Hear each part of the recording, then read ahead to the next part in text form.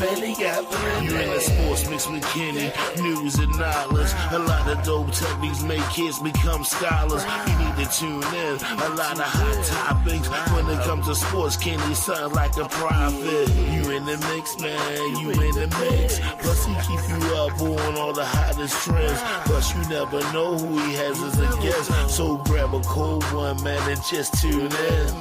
You in the mix, man. You in the mix. You in the mix. Sports mix. You in the mix. Rockin' with Kenny. When it comes to news, man, he got plenty. You in the mix, man. You in the mix. You in the mix. Sports mix. You in the mix. You rockin' with Kenny. When it comes to news, man, he got plenty.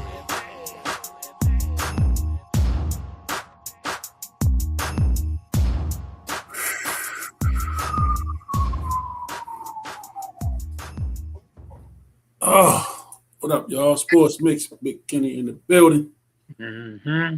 Man, Dean, you know what's up, brother? Yes, sir. We here. Yeah, we here. We here. Yeah, we here. But We ain't signed yet. everybody ain't here though. Yeah, we still here. We still here. Now, I am on the market. I'm available to get some of that money they give. No, And I've heard that the New York area is throwing some heavy money around to get the sports mix to move to New York. oh my goodness. So, enjoy us while we're here. You never know. If the money right. Yeah. It's some easy decisions to make. A lot of records being broken God. during this free agent period. Yes, indeed. Woo! Man, it started off with a bang. Yes, it did. The guy say when they shoot for three from way downtown, bang! Boy, they came out firing. Yes, they did. Yes, they did. Just I guess a couple of days after we shot last week, Ravens made a big splash. Traded for defensive end. We needed a pass rusher, premier pass rusher at that. Max Crosby, Max is in the building. Yes, he is. He's Yes. a Raven. At a cost. At a cost. Cost now. At a cost. It definitely came at a cost. Yes, it did. But it was what we needed. Part of what we needed. Yeah, a big part. A big part. The pass rush was non-existent last year. Yeah, that's facts. Yeah, it was non-existent. That's So facts. we needed some pressure to be put on the quarterback, and that's one of the reasons why the Ravens was having such a difficult time holding on to fourth quarter leads. Yeah. No pressure. No pressure at all on the quarterback. So we started off, we made a trade, but then free agency started. Before I was seeing what was happening, I was just kind of looking up and down my timeline, and there was a lot of people, boy, they was unhappy. And we just want to clarify. Yeah, go ahead. I just want to clarify that they call it free agency, but ain't shit free about it. I just want to make that clear. Nothing. Nothing. Man. With a bang. Started with a bang. And we just talking about here in town.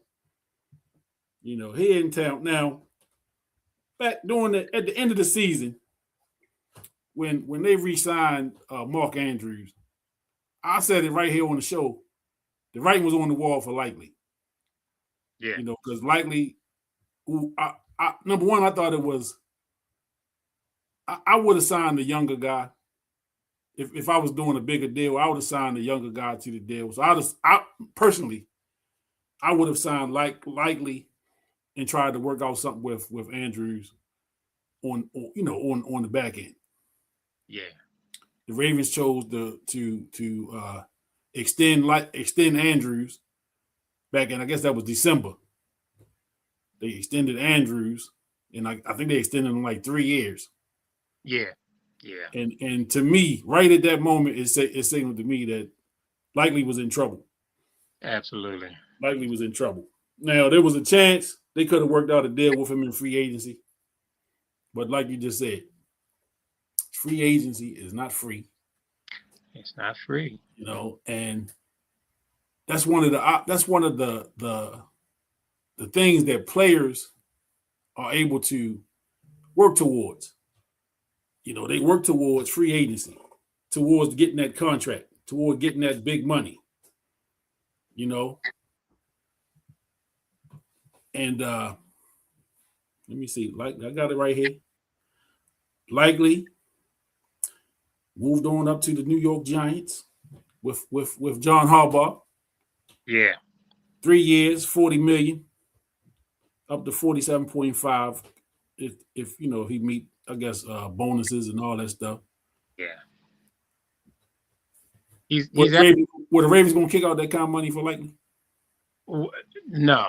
Well, they I don't know, but he's making more than what Mark Andrews is making. Yeah. Mark Andrews signed for 3 years for $39 million. Yeah. Yeah. So he's higher paid right now than Mark Andrews. Yeah. Charlie Kolar is gone. So, you know, those were the 3 top tight ends.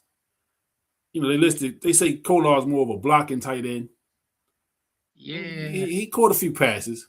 He can catch. Matter of fact, when they drafted him, he was known for his catching more so than his blocking when he was drafted. But just in the role that he played with the Ravens, he really improved with his blocking. So they look at him as a blocking tight end. But the guy can catch, man.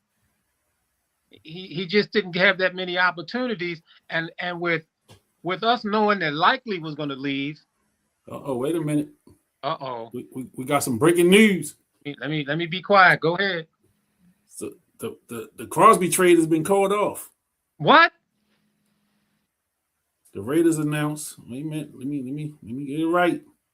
The Raiders announced that the Ravens have backed out of the trade agreement for Max Crosby. Trades are not official until the new league year begins. Oh, snap. There is trouble in paradise. What? Trouble in paradise.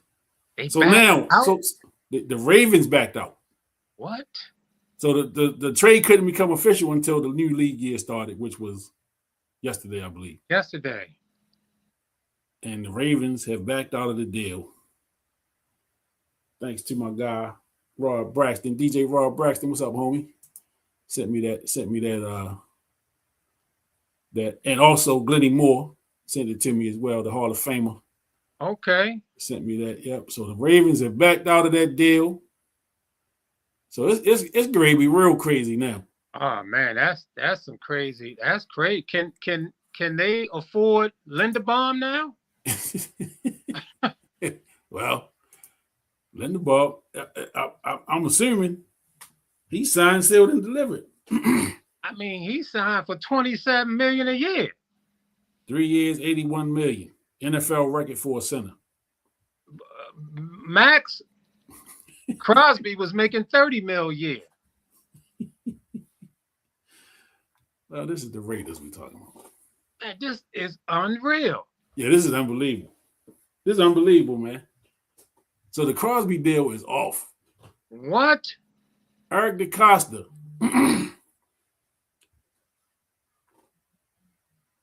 Oh, boy, I appreciate it. I appreciate you. Because you, Rod, I appreciate you, brother. Hey, you and Glennie Moore were sending it to me at the same time. Wow. I appreciate you, man. Thank you for that. Thank you for the heads up on that Crosby deal, man. Goodness gracious. So that changes everything. Wow. That changes everything. So now I want to know, you pull out of the deal because they was giving up draft picks in that deal, right? No players went. 2 first rounds. 2 first round picks. So is the thinking now? Well, it was a pick this year and a pick next year. Yeah, first round. Yeah. So is the thinking now that they lost Linderbaum, Likely, Kolar. Goodness gracious, They lost the punter, Jordan Stout. Yeah. Alohi Gilman signed with the Kansas City. Yeah. Draymond Jones, who came over in the trade, he went to New England. Yeah. Yeah. Darius Washington went to the Giants. Jake Hummel went to Houston, Texas.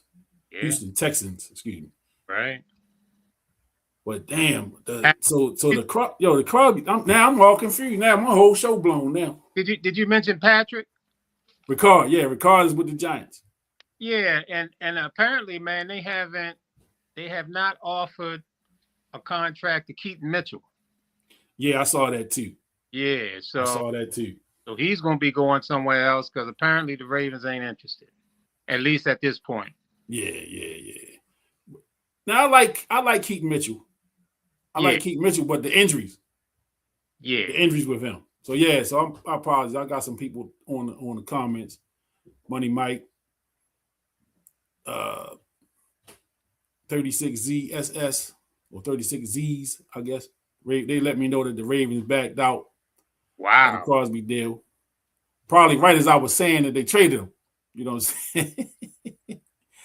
Oh my goodness. This is Brian Farmer. What's up, homeboy? Yo, this is crazy. This is craziness, man. But listen. Wow. You know, we've been talking about Eric DeCosta since October, November. Yeah. Like his seat is hot. It is hot. His seat is hot with respect to us. I don't know how everybody else feel about him. I don't know what Biscotti think about him, but he hot with us. His seat is scorching hot with us. Yes. So, yeah. All right, let me see. Alvin Kamara could come to Baltimore. He with the Saints, right? Yeah. Running back. Because the Saints just signed they just signed a running back from Cincinnati. They just signed Cincinnati. It's a lot of movement. It's been a lot of movement today. A lot going on. It's been a lot of movement today. But I'm interested now. I'm real interested now to see. Lionel, what's up? What's up, homeboy? Hey, I need everybody that's watching on Facebook. Share this thing out too. Be sure you hit that like button. Share and hit them comments. Appreciate y'all. But share it out for me, please. So yeah, man. I'm interested now because so it says that's because of medical reasons. What's that? That's why they backed out? Yeah, Brian Farmer said his deal was because of medical reasons. Yeah. And you know, I heard he had some surgery and they held him out of the last 2 games. Mm-hmm. He wanted to play. They said that he's had some kind of surgery over the last 3 years. So I have to be honest, man. I thought that 2 number ones was I know you got paid for a guy like that. Yeah. But man, 2 number ones, man, was that's a hefty price to pay, especially with the Ravens picking at 14 this year. And you know, we haven't been that high in such a long time since number 14, Kyle Hamilton. Mm-hmm. And I look at a Kyle Hamilton and I look at Max Crosby and 2 first-round picks is heavy. It's not something that it's nothing that the Ravens have ever done before. Right. As far as trading 1 pick, they just haven't in their 31-year history. They have never traded a number 1 draft pick, and so I don't really know how to feel about that trade. I wanted him on the team based on his talent and know that he's elite. Mm-hmm. The ones, man, hit me kind of funny, but I was ready to roll and was excited because I know that the Ravens pass rush was basically non-existent and it basically led to us not being able to hold leads. So I'm interested. Well, there's some injuries thing there. So now what? Now what we do? Yep. So Brian said we got a total of 10 draft picks now. Eric DeCosta is on the clock. Back to that again, huh? He on the clock, man. Yeah, but he still got to make some moves in free agency too. He has to. You know, he have to do something in free agency. I know we know they're not going to break the bank. They still got to restructure Lamar. Right. And they said, if you Lamar, what's your thought process? They let my center go. They let two of my tight ends go. You know what I'm saying? One of my running backs. What's the status with Hill? I know he was injured. Like, what's his? Yeah, supposedly he's coming back, and they basically chosen Hill over Keith Mitchell. Yeah. So we know the offensive line is in shambles. Yeah, they did bring John Simpson back. Yeah. That moved the needle. So he's definitely better than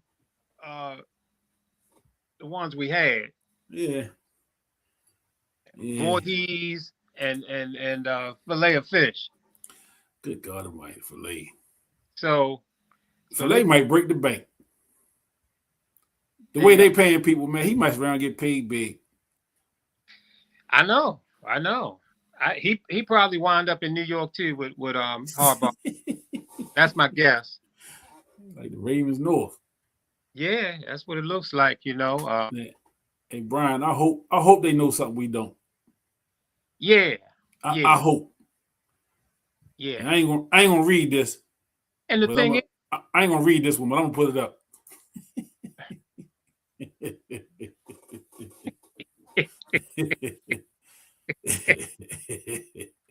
Yeah, well, like Mitchell. And I like Mitchell too, man. The thing with this Crosby deal, I mean, you go out and you make the trade, and you think that this guy's coming in, and now you back out for medical reasons, but all of your moves that you were making was based on that you thinking you had Max Crosby. So would you have kept Draymond Jones? Yeah. I mean, would you have held on to that guy? Would you? I mean, I don't know. Now, do you go after Trey Hendrickson, Cincinnati? Yeah. He's out there. You know, you can go for him and he's not I'm not sure if he's a free agent or not. It's not a trade with him. He's a free agent. Yeah, he's free agent, yeah. You just, you know, get him in and get a contract with him, and you still keep your number one picks. Yeah, we know Cincinnati they don't pay a lot of money. Right. And they got a lot of money dedicated to the offense. You know, with the quarterback and them two wide receivers. So absolutely. I don't know how willing they're going to be to pay Trey Hendrickson. Sorry about that. Hey, Brian, I hope we're not in rebuild. Income. Yeah. Yeah. Because if we rebuild, we might as well go ahead and trade Lamar. Right. You know what I'm saying? If it's a rebuild, you might as well go ahead and go all the way with it. Trade Lamar, Derrick Henry, all of them. Get them all up out of here. Yeah, we can't rebuild. And you know, and certain things, DeCosta, you know, I've been on his ass for the past 3-4 years or so, man. Rightfully so.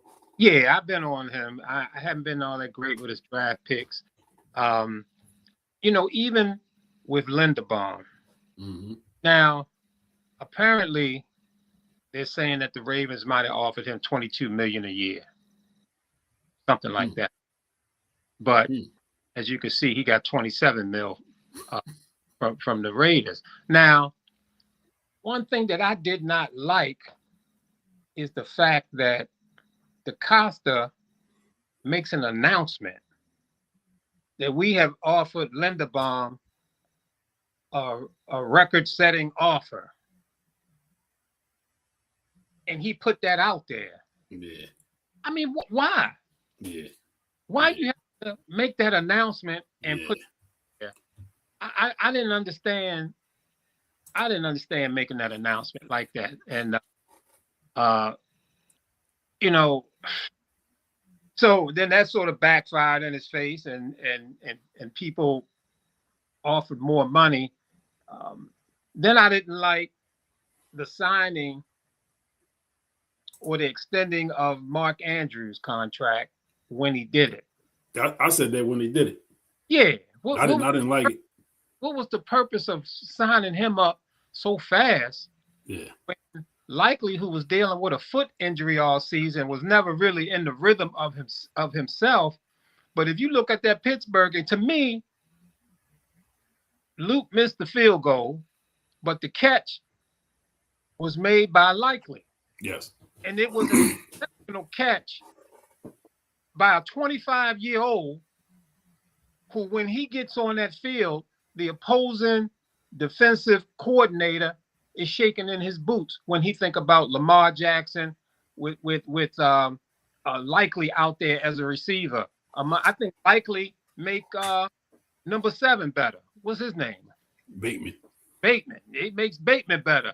You know, he makes our guy better. You know, yeah. So I mean, Likely is a scary matchup for defensive coordinators. So I would have gone with the younger guy with Likely, and I just didn't think making that move with Andrews at that time. Why do that in December? Yeah, I didn't like it. I didn't like it. Knowing the free agents that you had, you already know who's going to be on the market when the season comes up. You know this. You know your tight ends are going to be on the market. Right. You know what I'm saying? And again, we know what Andrews has meant to the Ravens. We know what he meant to him and Lamar, their connection. But we also know Andrews been slowing down. You know, he hasn't been, because I mean, I guess Lamar don't have to depend on him as much as he had early on. You know, he's spreading the ball around a little bit more. But Andrews, to me, I would have waited until this time of year, you know, and see what the market is. Yeah. See what the market is for Mark Andrews. Somebody would have paid him. Well, somebody probably would have paid him better than what he got. Yeah, probably. To snatch him away. But if it's me, I'm always looking to stay young. You know what I'm saying? And that's the one thing that I always said about Bill Belichick when he's with the Patriots, is they never held on to guys too long. When they was in their heyday, they was letting guys go to everybody else in their prime. You know what I'm saying? But to them, they like, listen, yeah, you might be in your prime and you still got some years. We're going to go ahead and let you go because we got another guy that can play the role or at least fill the shoes, or maybe 2 guys that can fill the shoes. Yeah. You know what I'm saying? And it's cheaper. And then we can spend that money elsewhere. And the one thing the Patriots always did was they always took care of Tom Brady. And I'm talking about with the people that was in front of him. For sure. You know what I'm saying? So his line always made sure his uniform stayed clean pretty much. You know, that he had time back there to kind of do what he wanted back there. We know offensively the biggest hole we had was the line. We knew, wait a minute, Landon. Kolar got a couple of hours too. Yeah. Let me see. He got 3 year, $24 million. So he didn't get Andrews money. Mm-mm. He was cheaper than Andrews. $17 million guaranteed. Yeah, he didn't get Andrews money. And he went to the other Harbaugh. Yeah, you know. They like Ravens. Right. You know, Jim Harbaugh like Ravens. He always, or John always liked players that play for Jim. Yeah, they were flip-flopping back and forth players. Yeah. Wow. Yeah, man. My whole flow is off kilter now. That's some big news, man. That was huge news there. I was, goodness gracious. So right. the Crosby deal was off. So it's like, now what? Right. Now what? And you know what this smells like?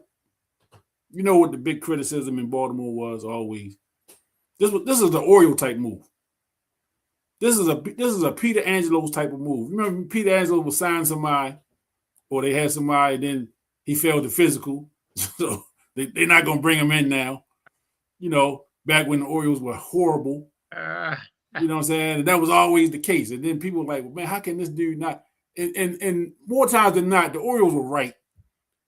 on those people that they say failed physicals and things like that. But the moves, the news of the moves always stung a little bit more than the actual news. Yeah. Because you want some good news. The Ravens, think about when the news broke last week that Max Crosby was coming. I mean, people was excited. I think I've seen people start. Rick Price was putting orders in for the '98 jersey. Yeah, they were ordering the jerseys and all that. Lamar made a tweet. So it was some excitement. Yeah, it was some excitement in town. They talking about Crosby said himself, Super Bowl or bust. Right. So it was some excitement about that move just a week ago. Just a week, little less than a week ago. And here we are. The deal is off. We losing. Linderbaum is a huge loss. Likely is a big loss, but Linderbaum is a huge loss because he was clearly our best offensive lineman. And I don't begrudge that young fella not one bit for going to get that money. You know what I'm saying? Hey, if somebody's gonna pay me 3 years at $81 million, yeah, I can always come back to visit Baltimore. Yeah, I can always come back and visit the harbor and the Science Center and get a crab cake or some crabs. I can always visit and do that. But I'm gonna go ahead and get that $81 million. Yeah, Jimmy's going nowhere. They can come back. Yeah, and I'm sure they'll welcome him. Absolutely. Him and his $81 million. That's right. Yeah, come on in because you got to pay now. Paying now, bro. Yeah, you got to pay now. Now you with the enemy. We gonna have your section and everything set up, but you gonna definitely have a check when you leave here. But yeah, so Linderbaum, and again, they haven't restructured Lamar Jackson yet. Right. Which has to happen in order for them to make some moves in free agency. Now, again, it's quiet on the Lamar front. I like that it's quiet. I don't like to hear a bunch of noise, a bunch of lies, and because that's all it is at this point. People making up stuff, which they always do with Lamar. Sure. They always make it up. His contract now is like 70 something million a year. We know he's not gonna get that. We know he gonna restructure the deal. He has to restructure the deal. Sure. But like I said back in December, if I'm Lamar, I'm watching, and in our meetings about restructuring this deal, I need to know what the plan is. What is the plan? We got a new coach, we got new coordinators. So I need what is the offense going to look like at this point? You know what I'm saying? So we got rid of we're not getting rid of as a free agent, the fullback is gone. He was a big part of the offense, the blocking, especially with the weakness in the offensive line. He was a big player. He was a big part of the offense. Better believe it. So now he's gone. So again, I wonder what Lamar Jackson's mindset is. I wonder what his thought process is with all of this, especially with the Crosby deal getting nixed at this point. I mean, it has to affect everything and everybody. And this whole deal comes at a critical period when there's so much happening with the free agency. Yeah. Pull this guy in and you got him there, and now he's going back. They say he failed a physical, is what I'm reading. Yeah. And so it's tough because of the timing of it. And now you're looking at guys who've gone. Like I say, I would have liked to keep Draymond. I mean, who knows? Maybe they, without a Max Crosby and his contract, maybe they bump up and fight a little bit more for Linderbaum. I don't know. I mean, I don't know, but just the fact that you make a commitment to this guy and you bring in his $30 million contract, so obviously that's going to have a huge impact on who you go after. And now he goes back. So people have been getting signed, going here, going there. Even Oway gets what, $100 million contract? He gets $100 million was a 4-year, $100 million contract. Right. So right. You know, see, I was holding that because he wasn't a Raven free agent. Right. I was gonna hold that one. And where did he go? See, I can't remember. I can't remember. But when I saw the number, man, I was floored. He went to the Commanders. $100 million for Odafe Oweh. Oweh. Who for the couple years he was here, he was a bust. That's what the scuttlebutt said. Yeah. That ain't me talking. Yeah. That ain't me talking. Yeah. He did not hold up a first round draft pick status. I tell you that.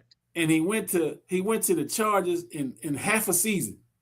And got busy. And got $100 million. Yes. Yes.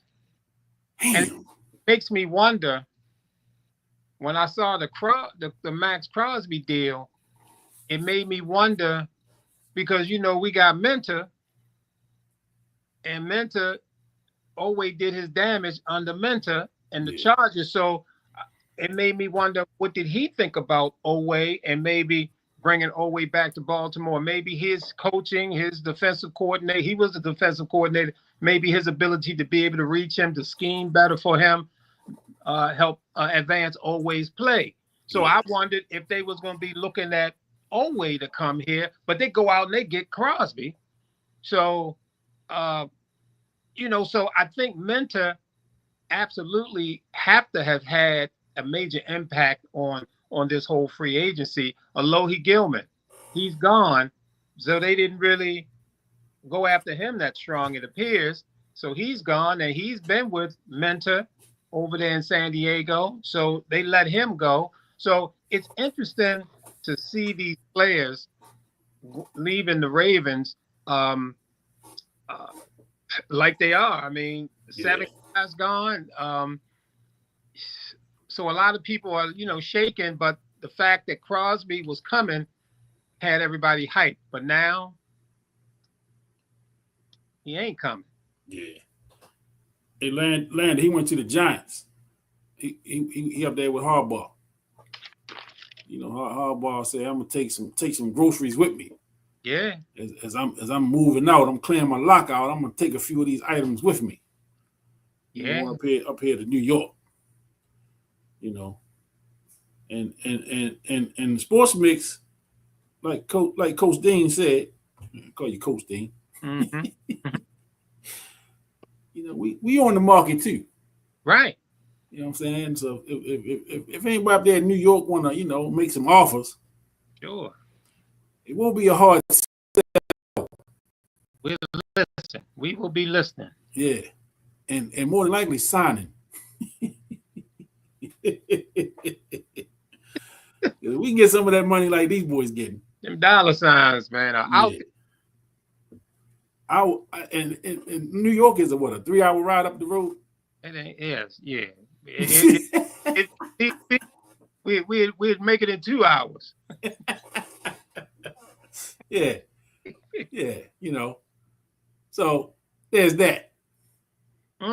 There's that. A little more traffic. A little more hectic up there, but for the right price, New York, I can make it work. Yeah, I can make it work, man. Jordan Stout is the highest paid punter in the league. Up there with the Giants. Linderbaum, of course, he's the highest paid, not only center but interior lineman. He's making more money than any of the guards in the league. Now is that in history of the league or just for this year? Yeah, that's for the history. Yeah, I think it's history. Wow. The highest paid center was Creed Humphrey for Kansas City, and he's making $18 million a year. And Linderbaum making $27 million a year now. Damn. So he destroyed Well, I can just say this. It's a lot of teams going to be pissed off with the Raiders the same way they was pissed off with Cleveland Browns when they signed Deshaun Watson to all that money and it was all guaranteed. Yeah. Yeah. Yeah. They great start treating centers like trash. Yeah, man. There's some centers out there licking their chops, man. Licking their man. What it would take for me to get in shape to hike the ball right a few times? I mean, I'm a big guy. Yeah. You know, I mean, I got a little wisdom on me. Yeah. Yeah, I just shaved that off. A little shot, man. Give it a shot, man. Yeah. God damn, for all that kind of money. Yeah, it's worth it. For half of what he get. Right. You know. Tell them, nigga. I mean, I give you guys a bargain. You don't have to pay $27 million. Right. I'll take half. Half of that. Landon said for 3.5 hour ride, for those minutes he can make it in 3. You right. That's right. You right. Absolutely. Ain't nothing gonna stop us from getting up and down the parkway. I mean the turnpike. Yeah, we can do that. We turned 95 up. Right. For that kind of money, we well, I don't know about catching helicopters, man, because we leave that alone. We're gonna things be falling out the sky too often. Yeah. You right. Especially, yeah, we too close to DC too. Yeah. And all this foolishness going on. Everything, all this madness. Yeah, we gotta be careful. Damn. Gotta be careful. My whole show blown now. Yeah. I mean, it's news fresh off the who was that? That was Glenny and who else came in with that news? Rod Braxton. And Rod Braxton came in with that news. Rod Braxton, yeah. Wow. Damn. Wow. Yeah, because I seen, it's funny, as we was talking about it, I seen Glenny text me, so I was trying not to, pay too much attention to the phone. Yeah. And then Rod hit me right after that. I said, wait a minute. What's really going on here? So yeah, man, this is crazy. This is crazy. Even making all that money, you probably would still go to Turner's and restore players.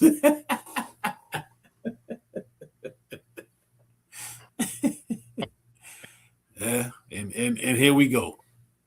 Yep. And here we go. Hey, if y'all watching on Facebook, man, hit that share button. Hit that share button. Hit that like button.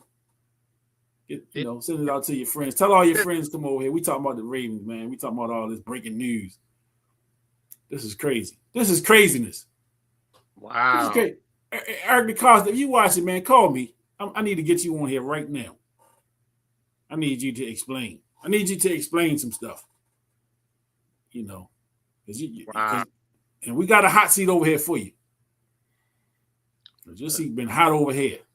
The Raiders put the message out. The Baltimore Ravens have backed out of our trade agreement for Max Crosby. With further comments at this time. They pissed. They are pissed. They was already sizing up that number 14 pick. I bet they was. They probably already had their mind on that. The thing is once we made the trade, I went online to listen to some of the Raiders fans and podcasts and things like that, and I was looking at the messages, and I would say 70 to 80, probably maybe like 80 to 85% of the messages were glad that they made that deal with him, and they said that they felt like they got the better of the deal. They felt like this guy had something about he has had surgery the last 3 off seasons. This latest surgery was in January. Wow. So apparently he failed the physical. So I was really leery of the deal. With the guy, I mean, he's 28, so he's still, relatively young and in his prime. But injuries, man, if you're coming off of injuries, I worry about giving up 2 first-round draft picks to somebody who has been going through some injuries. So I don't really know how I feel. I was little shaky about giving up the 2 first-round picks, but I also know how desperate the Ravens are for pass rushing. So now, where are we going to get that from now? And I was, in my mind, I'm just thinking, man, you got Crosby, and maybe you get Madubuike back. And if you add those 2 guys on the line,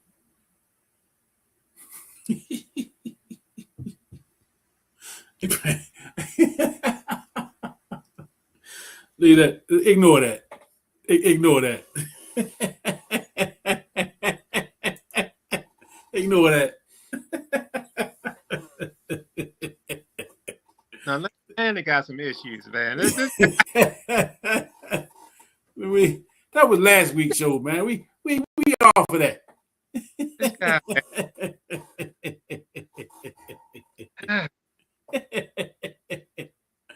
Hey, stop talking about old stuff. Oh man, yeah, DeCosta need to be watching. He need to be listening. He need to be tuned in. man, But matter of fact, he need to come on. I can send him a link. We need to know what's going on over there at the castle. man, oh man, oh man. Yeah. So now what? We need a pass rush. So the Ravens go after Trey Hendrickson.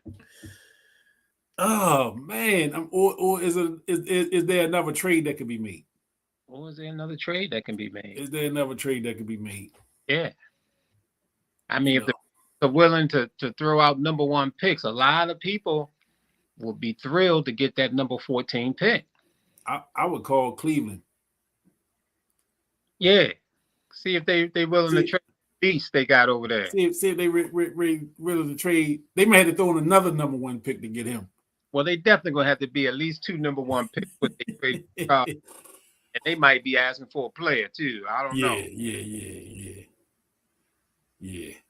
But damn, yeah, this is definitely breaking news, man. This is definitely throwing me for a loop. You know, Wow. This is throwing me for a loop here. I am was not prepared for that news. I was not prepared for that. Wow. You know, and I mean, the man just had surgery in January on the meniscus. Wow. So I mean, is it likely that he would pass a physical at this point? This is just March. Yeah. And what does a physical entail? Like, you know, Right. What's his prognosis? What is the time return from injury?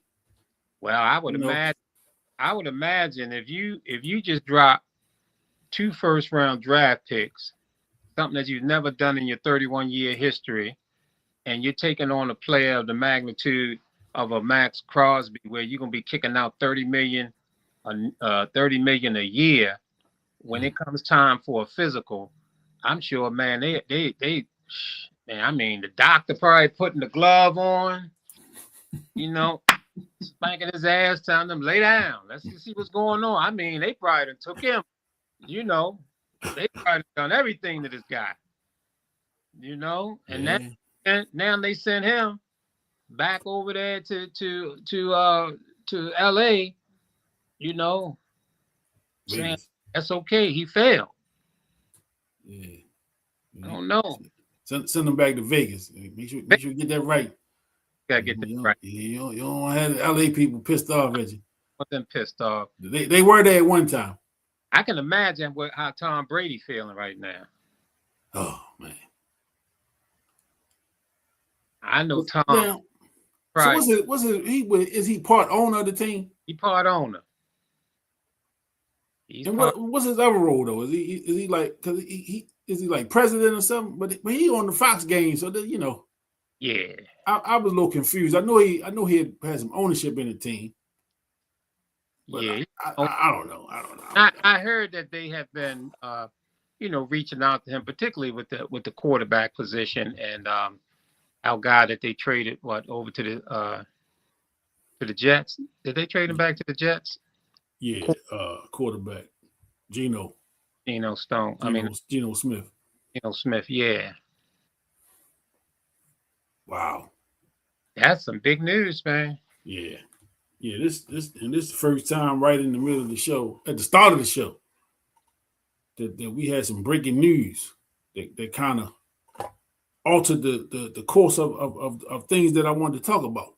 They're saying that his contract is gonna count for a $35.8 million salary cap hit for the Raiders. So they was moving that out. That all that stuff, that $30 million contract was coming to the Raiders, and now the Raiders have gone and made other moves based on the thought that Crosby was going to be in purple this year. Yeah. Now, so this is some heavy stuff that's going on. Yeah. Can Linderbaum contract? Would Linderbaum have gotten a 3-year, $81 million contract with Max Crosby still on the team? Maybe not. And is that deal still official? Is it official yet? True. Well, this one's for you. I'm gonna let you read this one. I'm gonna let you read that one. That's right. I'm gonna let you take that one. Juices. That's what Eddie had, right? Yeah. Coming to America. To America. Yeah. Get the juices and berries. Juices and berries. Hey, nothing but Ultraperm. Organic juices and berries. Man. Get the organic part. Hey, make sure y'all sharing that page, sharing that video out on Facebook. Hit that share button. Wow. Like, share, subscribe, all that. Wow. Appreciate everybody tuning in, man. This is crazy, man. The Ravens, I mean, it's breaking news, man. This is breaking news. The Ravens then backed out the deal. You know, the Crosby deal, man. I mean, we was excited. I know I was. This is crazy. Damn. Well, you know, again, Eric DeCosta, you're gonna have to earn that money now. You had to earn that money. This is why you in the seat. You know what I'm saying? And you know, we went over. Well, let me not say we. Dean broke down some of his draft picks over the last couple of years. Very, very intense. Yeah. And very detailed. Yeah. And some of the pluses and a lot of minuses in those draft picks. You know? And so he leaves a lot to be desired, in my opinion. You know, because we were told for years that he was the genius. Yeah. You know, he was the next coming. You know, he trained under Ozzie. It's not easy. It's not easy to replace Ozzie Newsome. You know what I'm saying? For the job that he did as GM. You know, for the time that he was the general manager, and of course, you only as good as your team. Yeah. You know, you only as good as your scouts. You know, your player personnel people, your college scouting people. You're only good as the people you have around you. But when you sit in the seat, all of those decisions that are made fall in your lap. You know, and for a guy like Eric DeCosta, again, who we were told prior to him getting the job. You know, as a matter of fact, it was like, we got to do something with him now before he goes somewhere else. That was kind of the kind of the pushing Ozzie out. You know, we're going to give Ozzie a cushy front office job and pay him pretty well to do that so that Eric can sit in this seat and become the next general manager of the Baltimore Ravens, because we've been grooming him to do that. Yeah. So he's been in the seat now pretty much since 2009, full time. Yes. Since 2009, he's been 2008, 2009. He's been the guy. And while we've been to the playoffs a few times, 2018. I'm sorry, not 2008, 2018, right, when they drafted Lamar Jackson. That was Ozzie's last go round. Yeah. Yeah, Lamar Jackson, that draft was Ozzie Newsome's last draft. Right. So he went out after that draft, and Eric DeCosta has taken over since. So again, we've made some playoff runs. We got to the AFC Championship game one time under DeCosta. But, we see the decline in offensive line over the last few years. Again, free agency happens every year. So we lose players every year. I don't really get too high or low when we lose players because it's just part of the game. You can't pay everybody. You know what I'm saying? And you have to strategize where you're going to spend the money at. On who are you going to spend the money on? Yeah. And then you build around that. So we know Hamilton is a guy that's hopefully not going anywhere. Right. Hopefully. Right. Lamar is a guy that we hope isn't going anywhere. Those are the two cornerstones on each side of the ball. We took a big loss last year with Justin Tucker. So they bring in the rookie, and then we see really how valuable Justin Tucker was in real time. In real time, we see how valuable Justin Tucker was. And this is something that, I said it in the preseason. Luke missed some field goals in the preseason. Right. And I said, it's not a good look. Even though he would come back and make the next one. He would miss one, but he would always follow up and make the next one. Yeah. But I just kept saying, man, in my mind, at some point it's gonna come back to bite us. He's missing, he missed a few extra points during the season, and he missed some field goals. And of course he missed the ultimate field goal the end of the season for the Ravens. Oh yeah. So and he's gonna be here. He's gonna be here. So we hoping that he can rebound from what was I guess overall he had a decent season as a rookie. Yeah. I wouldn't say it wasn't horrible, but it's just goodness gracious, Landon. Is it that bad? Damn. He said, right now, we looking like the third best team in college football. Damn. We be in the BCS championship next year? Damn. I don't think it's that bad. But, Luke, and now, we had our punter was highly regarded. He's gone. He took a free agent deal. Again, man, this is part of the game.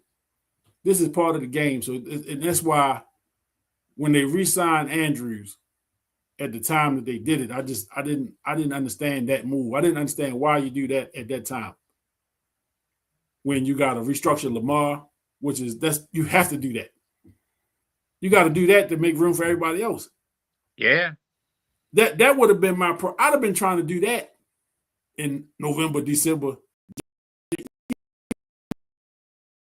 I'm saying I'd have been trying to get that done so that we coming into free agency, we know, all right, we got this room, we got this under the cap, after we restructure Lamar. Again, I'm not in the room and I don't know Eric DeCosta, but again, from my perspective, and this is me talking, and you can take what I say or leave it. He's on the clock and his seat is hot. You know what I'm saying? I like to be in the room right now with Steve Bisciotti. I just like to be a flower on the wall in the room wherever he's at right now. With all of the things that's happened, you lose the free agents. You kind of knew some of that was going to happen. You knew the free agents were going to go. You knew that. You knew you were going to lose some guys in free agency. But this Crosby trade that's now a null and void. That's huge. That's huge. Losing Likely, losing the fullback. Again, like you said, you said with the new offensive coordinator, it could be that the fullback is not going to play into his offense.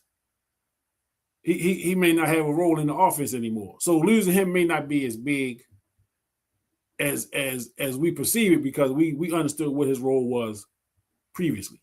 Yeah. But his role was also big because of the deficiencies on the offensive line. Yeah, absolutely. He was a big help in getting some extra blocking because of the weakness of the offensive line. So you said we brought back who on offensive line? John Simpson. Then where was he at last year? He was with the Jets. So he went to the Jets. Yeah, okay. He went to the Jets, and he was one of the 3 that left in that one off season. John Simpson, Zeitler, and the boy Morgan Moses, wasn't it? Morgan Moses up in New England. Those 3 left in the same off season. So, here we are now still trying to fix that offensive line, and they bringing Simpson back. Yeah. Harbaugh left us like a disgruntled wife after a divorce. Yeah, and took her stuff with him. Yeah. Yeah. He was the second best blocker on the team. I mean, yeah, after the center. Right. At the Lindenberg, man. I mean, yeah. It just when you get news like this and you get it kind of back to back like this, again, free agency happens every year. So we go through this every year with free agency, man, where as fans, we love the players. We try to take a liking to certain players that were cornerstones. They worked hard for you. Yeah. They made plays for you. So you take a liking to the players. So you don't want to see them leave. If everything was equal, you would just keep everybody. But we know that's just not how the sport works. That's not how the business works. You're going to have attrition every year.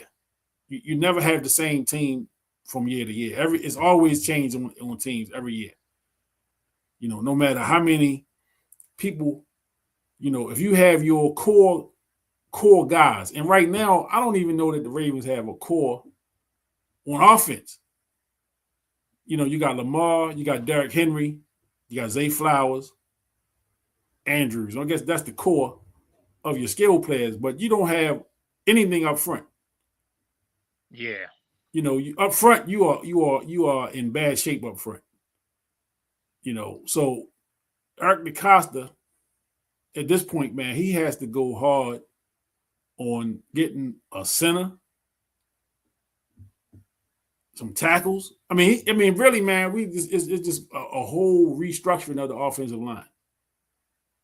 Yeah, it's man. Yeah, this news about Max is a big deal. I wonder did Linderbaum sign that deal with them? Yeah, it's going to be interesting. See how that all played out. It's going to be interesting to see how that plays out. Man, this is crazy, man. This is crazy stuff right here. With this happening, right. It's a good thing we went on at 8:00. Yeah, you're right. Good thing we went on at 8. We able to be in. We had an ESPN moment. I'm hearing some of the comments is like saying that the Raiders knew the man was messed up. They knew he was messed up. Yeah. Well. Wow. Back to the drawing board. But the Costa man is he is on the hot seat. Wow. Now you're gonna have to show us. Now you got to show us. You got to show us what you're made of. What's your negotiating power? What how savvy are you with working this draft? Because they're gonna have to hit it from all angles at this point. Yeah. Trade, free agency, and their draft.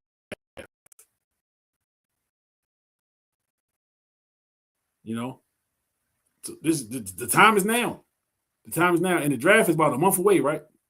Yeah. They had the combine about 2 weeks ago. It's in April. So the draft. This is March. This is March 10th. So the draft is about a month away. About a month away from now, you'll have the draft. Now that they have their number 1 pick back. They had their 14th pick back, you know, unless they find another deal. Unless they find another deal to make the move, man. But comment. This one guy say he had surgery 2 months ago. It's a Raider guy. mm-hmm. Surgery 2 months ago, and you think he's 100%? Fuck off, Baltimore. Yeah. Well, that's what I just asked. You know, that's the question I just asked. Like, how healthy is he supposed to be? He just had surgery in January. Right. So who can pass a physical when you just had surgery not even 2 months ago? Right. And I'm sure they knew he had surgery in January. You don't make a move like that without knowing that. And this is Max Crosby we talking about. This is not just like a fourth string guy, that unassuming guy. This is Max Crosby. He's one of the premier players in the league. Right. Everybody knew he had surgery.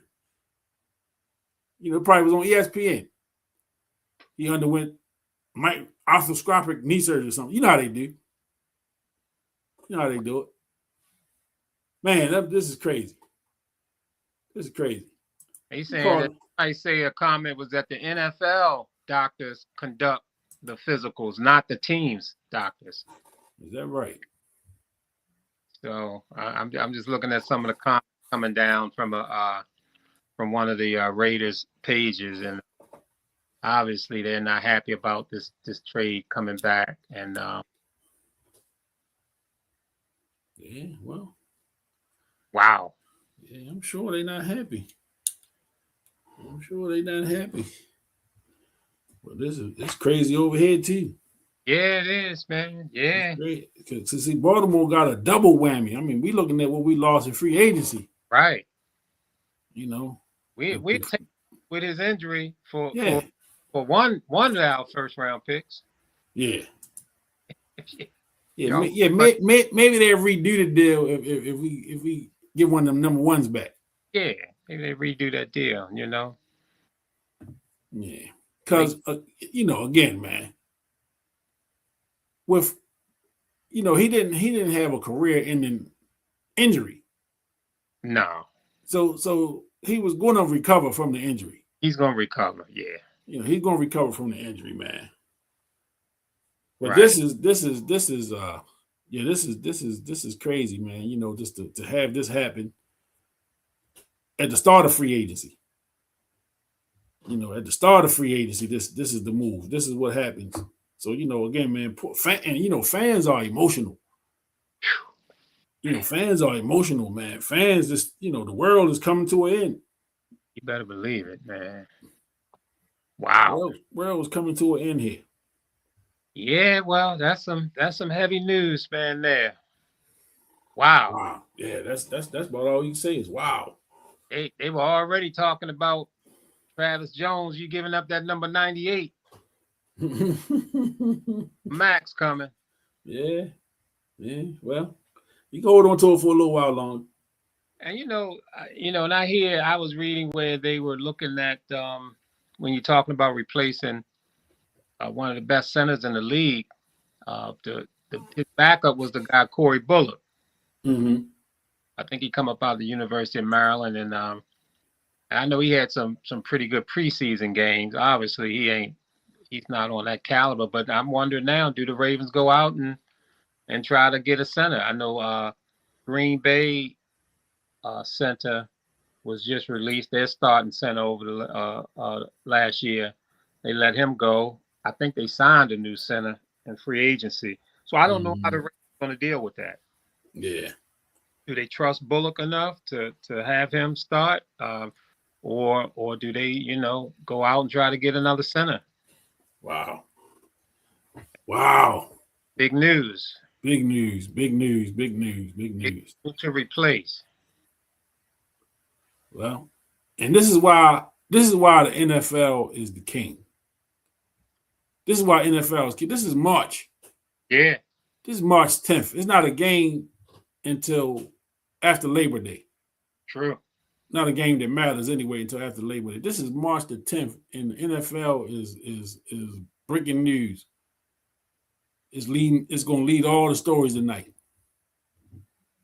You know, all of the movement, this trade being rescinded or backed out of, however you want to word it. This is huge. This is huge, man. Wow. But like I say all the time, man, the NFL have figured out a way to capture the hearts and minds of the country, of the world. You know, and they got people talking football all year round, man. I mean, it's just constant. We talking football. We talking football. And Free agency. And now this. First the Fat Boys break up, and now this happened. Ain't that crazy? Mm-hmm. Crazy. And I mean, you know, if you look at there was so much activity. The Super Bowl MVP when it went over to Kansas City, and just so many moves. You could see how many 7 players with the Ravens left. There's just so many things going on. But the biggest of everything that that happened was Max Crosby. Yeah, that was the big deal out of everything that took place by far. By far, you know, that was the biggest news, and now this whole deal has been retracted. Wow. Wow. Yeah, I mean that's about all you can say. It's a lot of wow. Wow. A lot of wow. Yeah. And so I guess, man, you got to stay tuned. You know, yeah. You know, stay tuned, man, because I'm sure, man, this is going to dominate sports for the next couple of days. Wow. You know, NFL free agency, the trades, all that stuff is going to dominate the sports world. You know, this is big stuff, man. So again, man, we Sports Mix, Big Kenny in here, my man Dane, we here. Yeah. You know, talking NFL in March. We're talking NFL. Right. You know, Ravens in particular. Right. You know, Ravens in particular. So we look at the free agents that left. You know, the Ravens. Lindenbaugh was the big fish. You know, Isaiah Likely got up out of here. The punter got out of here. The fullback got out of here. A couple other guys got out of here. You know, moved on to greener pastures, I guess. Bigger paychecks, of course. Yeah. You know, that's probably the bigger thing. Yeah, and I mean, you know, based on what I was with the moves that were made, I was really concerned about Likely. I would have liked to retain Likely. Tight end moving forward. So that was a big loss, you know, from my perspective. And then obviously Kolar leaving after Likely leaving was kind of shocking. I thought that we would definitely cling on to Kolar and keep him on the squad, but I guess they didn't want to pay money. And then I like Draymond Jones. Yeah. Yeah, he got some dog in him, you know, so I like him. I would like to have kept him, but Hunter, yeah, Jordan Stout was a Pro Bowl punter this past season, but I don't put a whole bunch of stock into the punter. I'm thinking you can replace a punter, somebody that can kick the ball, the punter. So I'm not too worried about that loss. You know, and honestly, I mean, Keaton Mitchell, I'm not that crazy. I'm not that worried about Keaton Mitchell. I was a little bit disappointed in his ability to catch the ball out the backfield. I thought that would be one of the big things with him. Ball out the backfield. I didn't think he's great of a receiver. Not a good as far as picking up the blitz and things like that. That's weak in that regard. And if I had to make a decision on the guy Hill, Justice Hill, I will go with Justice Hill, who's who may not have the actual big play capability that a Keaton Mitchell might have, but he's solid and out there. So hopefully he's healthy. I thought he did a real good thing by re-signing Snoop. Yeah. That was big. But that was big. I thought that was big. He seems to step right in when Lamar's down, and definitely gives us a chance, you know, to win that game. He ain't Lamar, but he gives us a good shot of winning that game. You sure? Well, some people let Lamar go and keep him. Yeah, there are some that say, he could do the job. Yeah, he's at a much lower price. Right. Jim Traber. Remember that, right? Yeah. Oh, I remember it well. Jim Traber. And that actually happened. Get Eddie out of here. Yeah, get him out of here. But that's a name. That's a name that you throw out there to some young folks. Mm-hmm. We that's like what's the guy?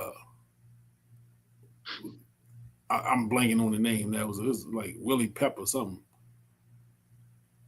Anyway, I forgot who took his place. Took whose place? I think the guy's name was Willie Pepper something. Somebody.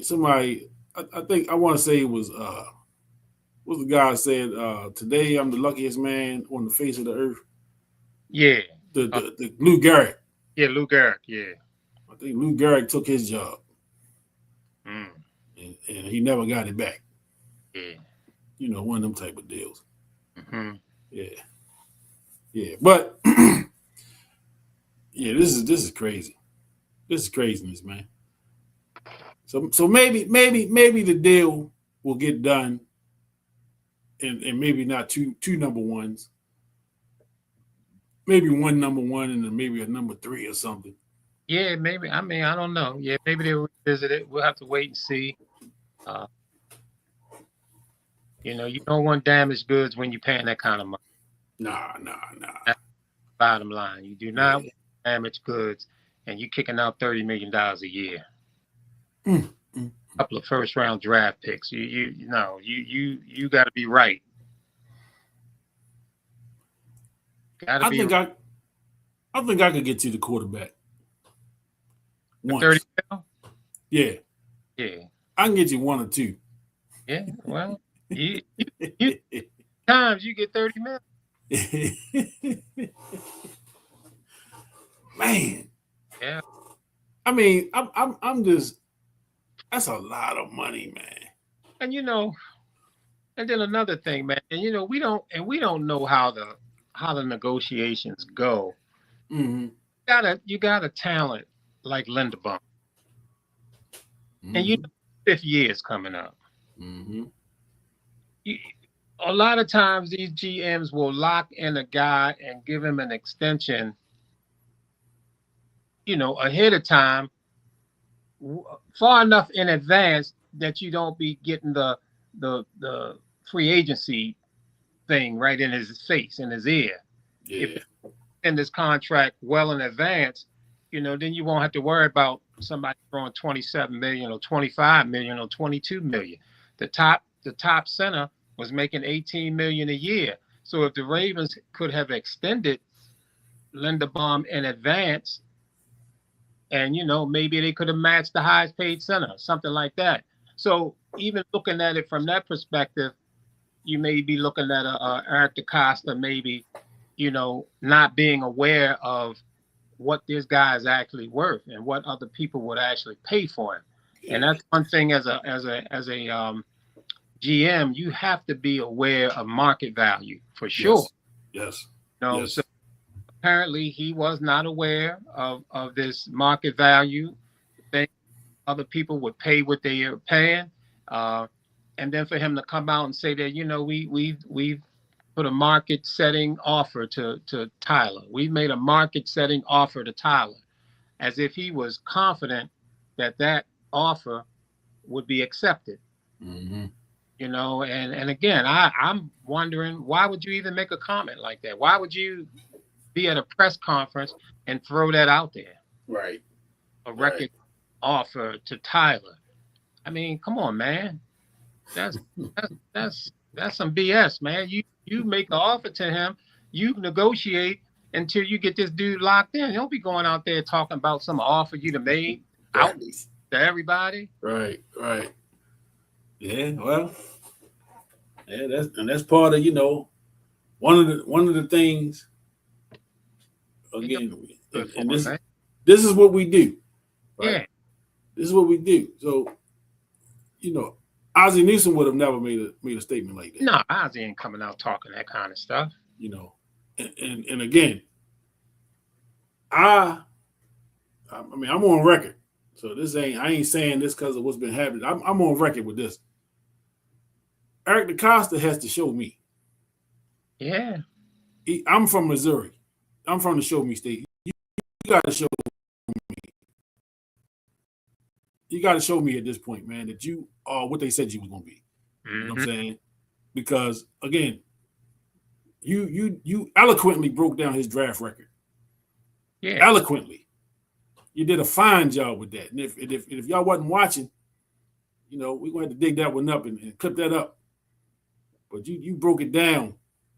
Yeah, he's on the hot seat, man. He is on the hot seat. And I think that Bisciotti kind of pretty much said it when he spoke. Yeah. You know, I you know, when you get those words that Bisciotti used in that press conference, I'm pretty sure it had you know, had our guy EDC shook up a little bit, and so he's feeling the pressure, so he's trying to do some things, and apparently based on day one and based on this Crosby deal falling through, he has a lot to do. EDC got to get busy. So remember back in September and October, and I kept saying that defensive coordinator Zach Orr needed to sleep at the castle. Yeah. And that he should just cancel dinner with the wife and kids and all that. He needs to be at the castle. Yeah. Eric DeCosta, you need to get your cot and you need to be at the office. And matter of fact, you shouldn't even be sleeping. Yeah. Take a nap here and there. Yeah. But you need to be at the castle. And cancel. You should not be seen out and about in the public. Right. Don't be at Jimmy's eating crab cakes and you know, down at Ruth Chris and all them joints. Leave the wife alone. Yeah, leave her alone. You got work to do. Right. You are on the clock, buddy. Yep. You know, and you got, again, Lamar Jackson need to be restructured. Yeah. This is something we talked about since last summer. So this ain't nothing new. We've known this needed to happen since last year. Right? Lamar Jackson need to be restructured. Yeah. You know, you got to replace Lindenbaum now. All-pro center. Yep. You got to replace that. You know, you thought you had the deal for Crosby. You know, you was only sending draft picks, so you got your draft picks back. But now what are you going to do about the pass rush? Yeah. Because the pass rush was horrible. It was horrible.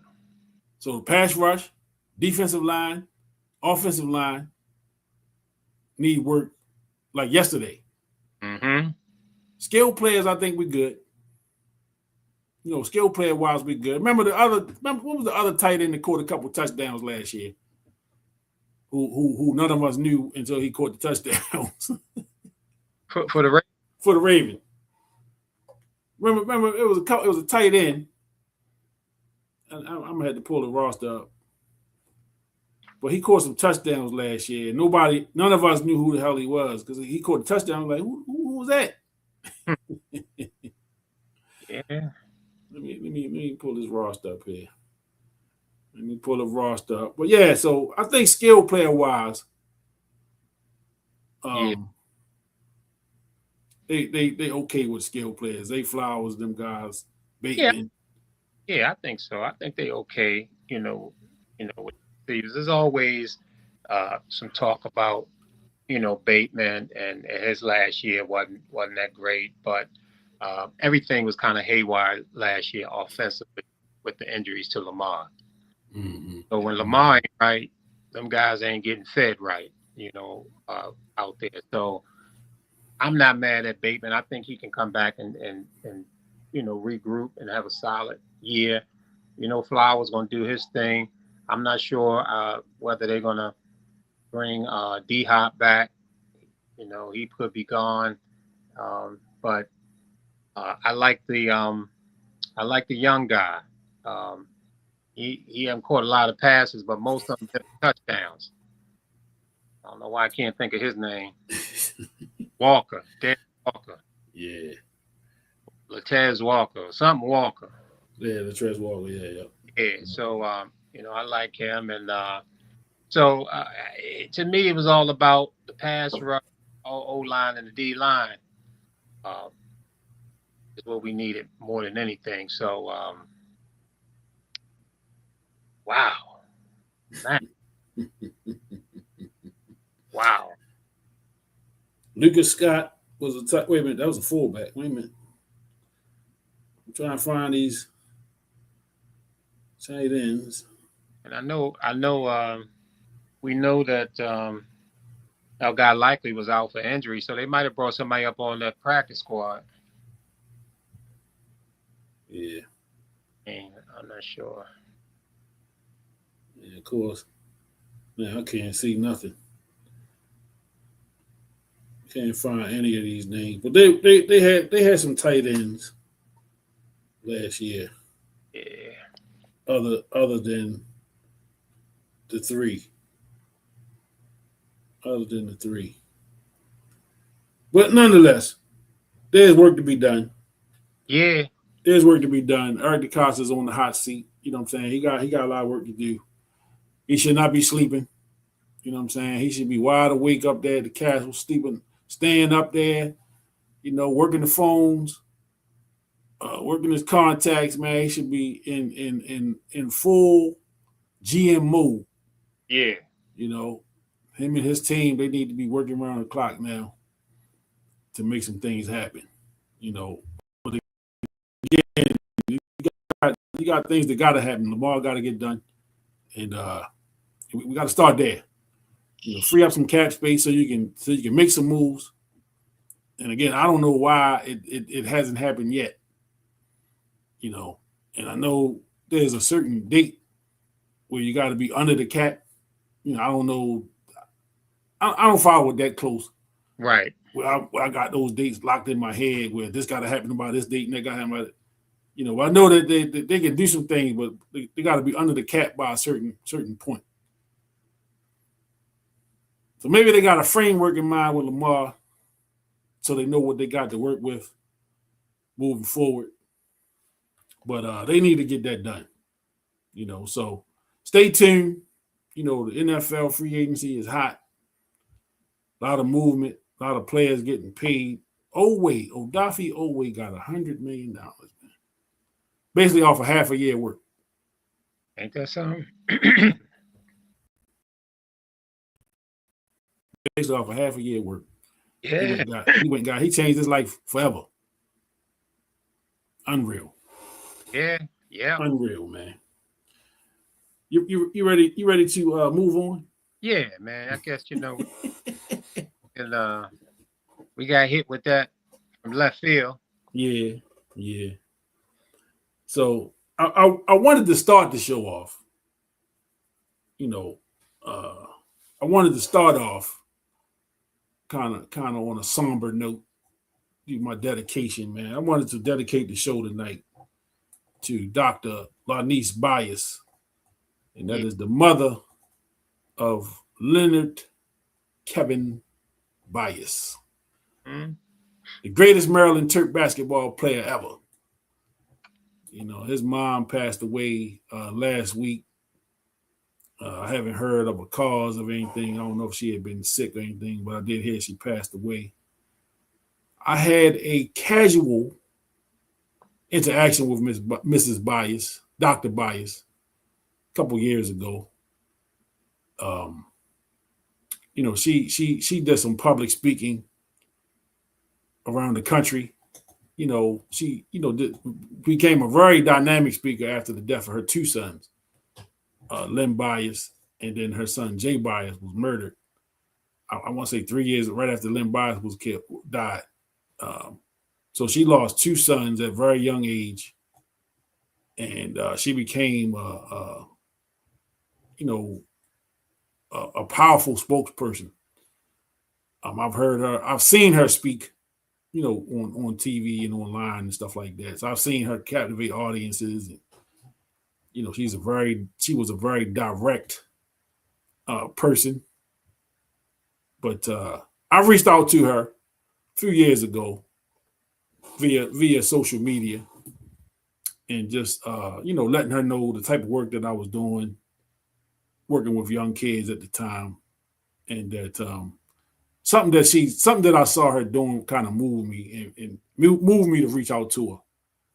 And a few weeks later, she responded, and she was just basically telling me to keep doing the work that the young people need more people to take interest in them, and to she understood that the work is not easy, but it's work that needs to get done. So I wish I'd have saved that response, just saved it somewhere and had it, just for my own personal satisfaction. And sometimes you go back and read those things just for some motivation.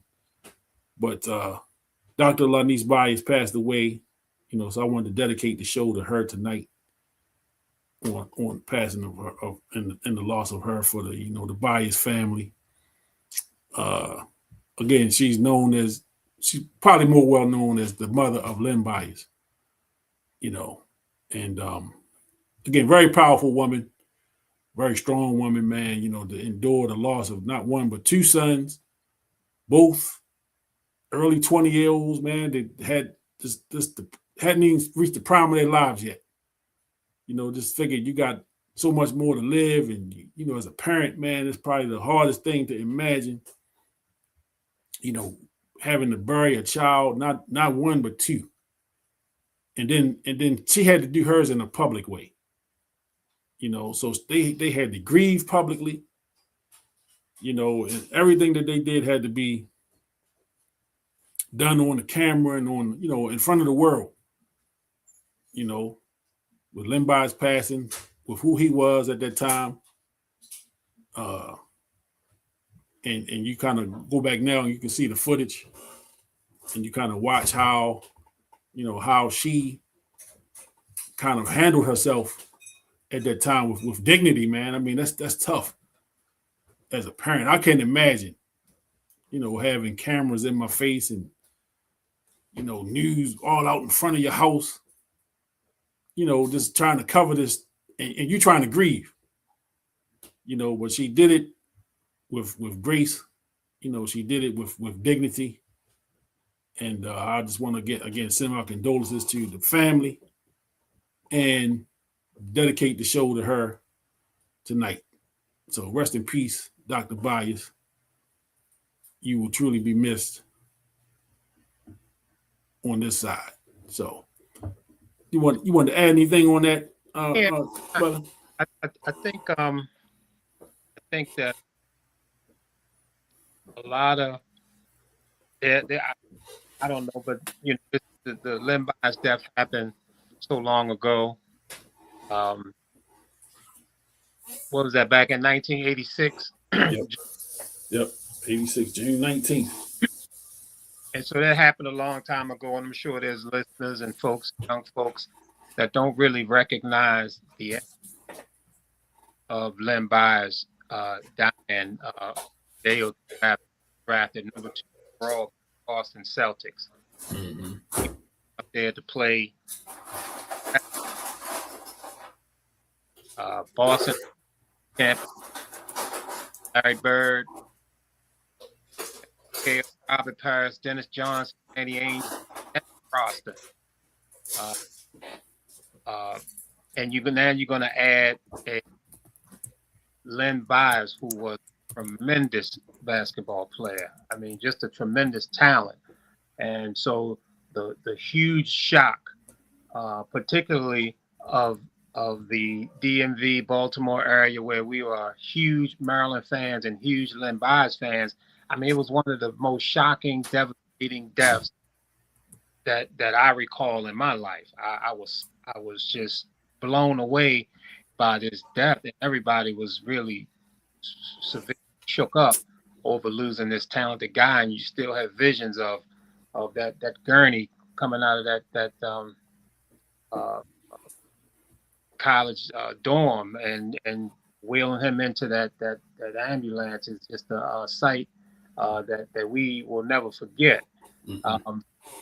And the thing with Miss Lanai Byers, I mean, the strength that that woman showed during this tough time was so amazing. I mean, she was basically, we was worried about the family. Here she was making us feel better. Yeah.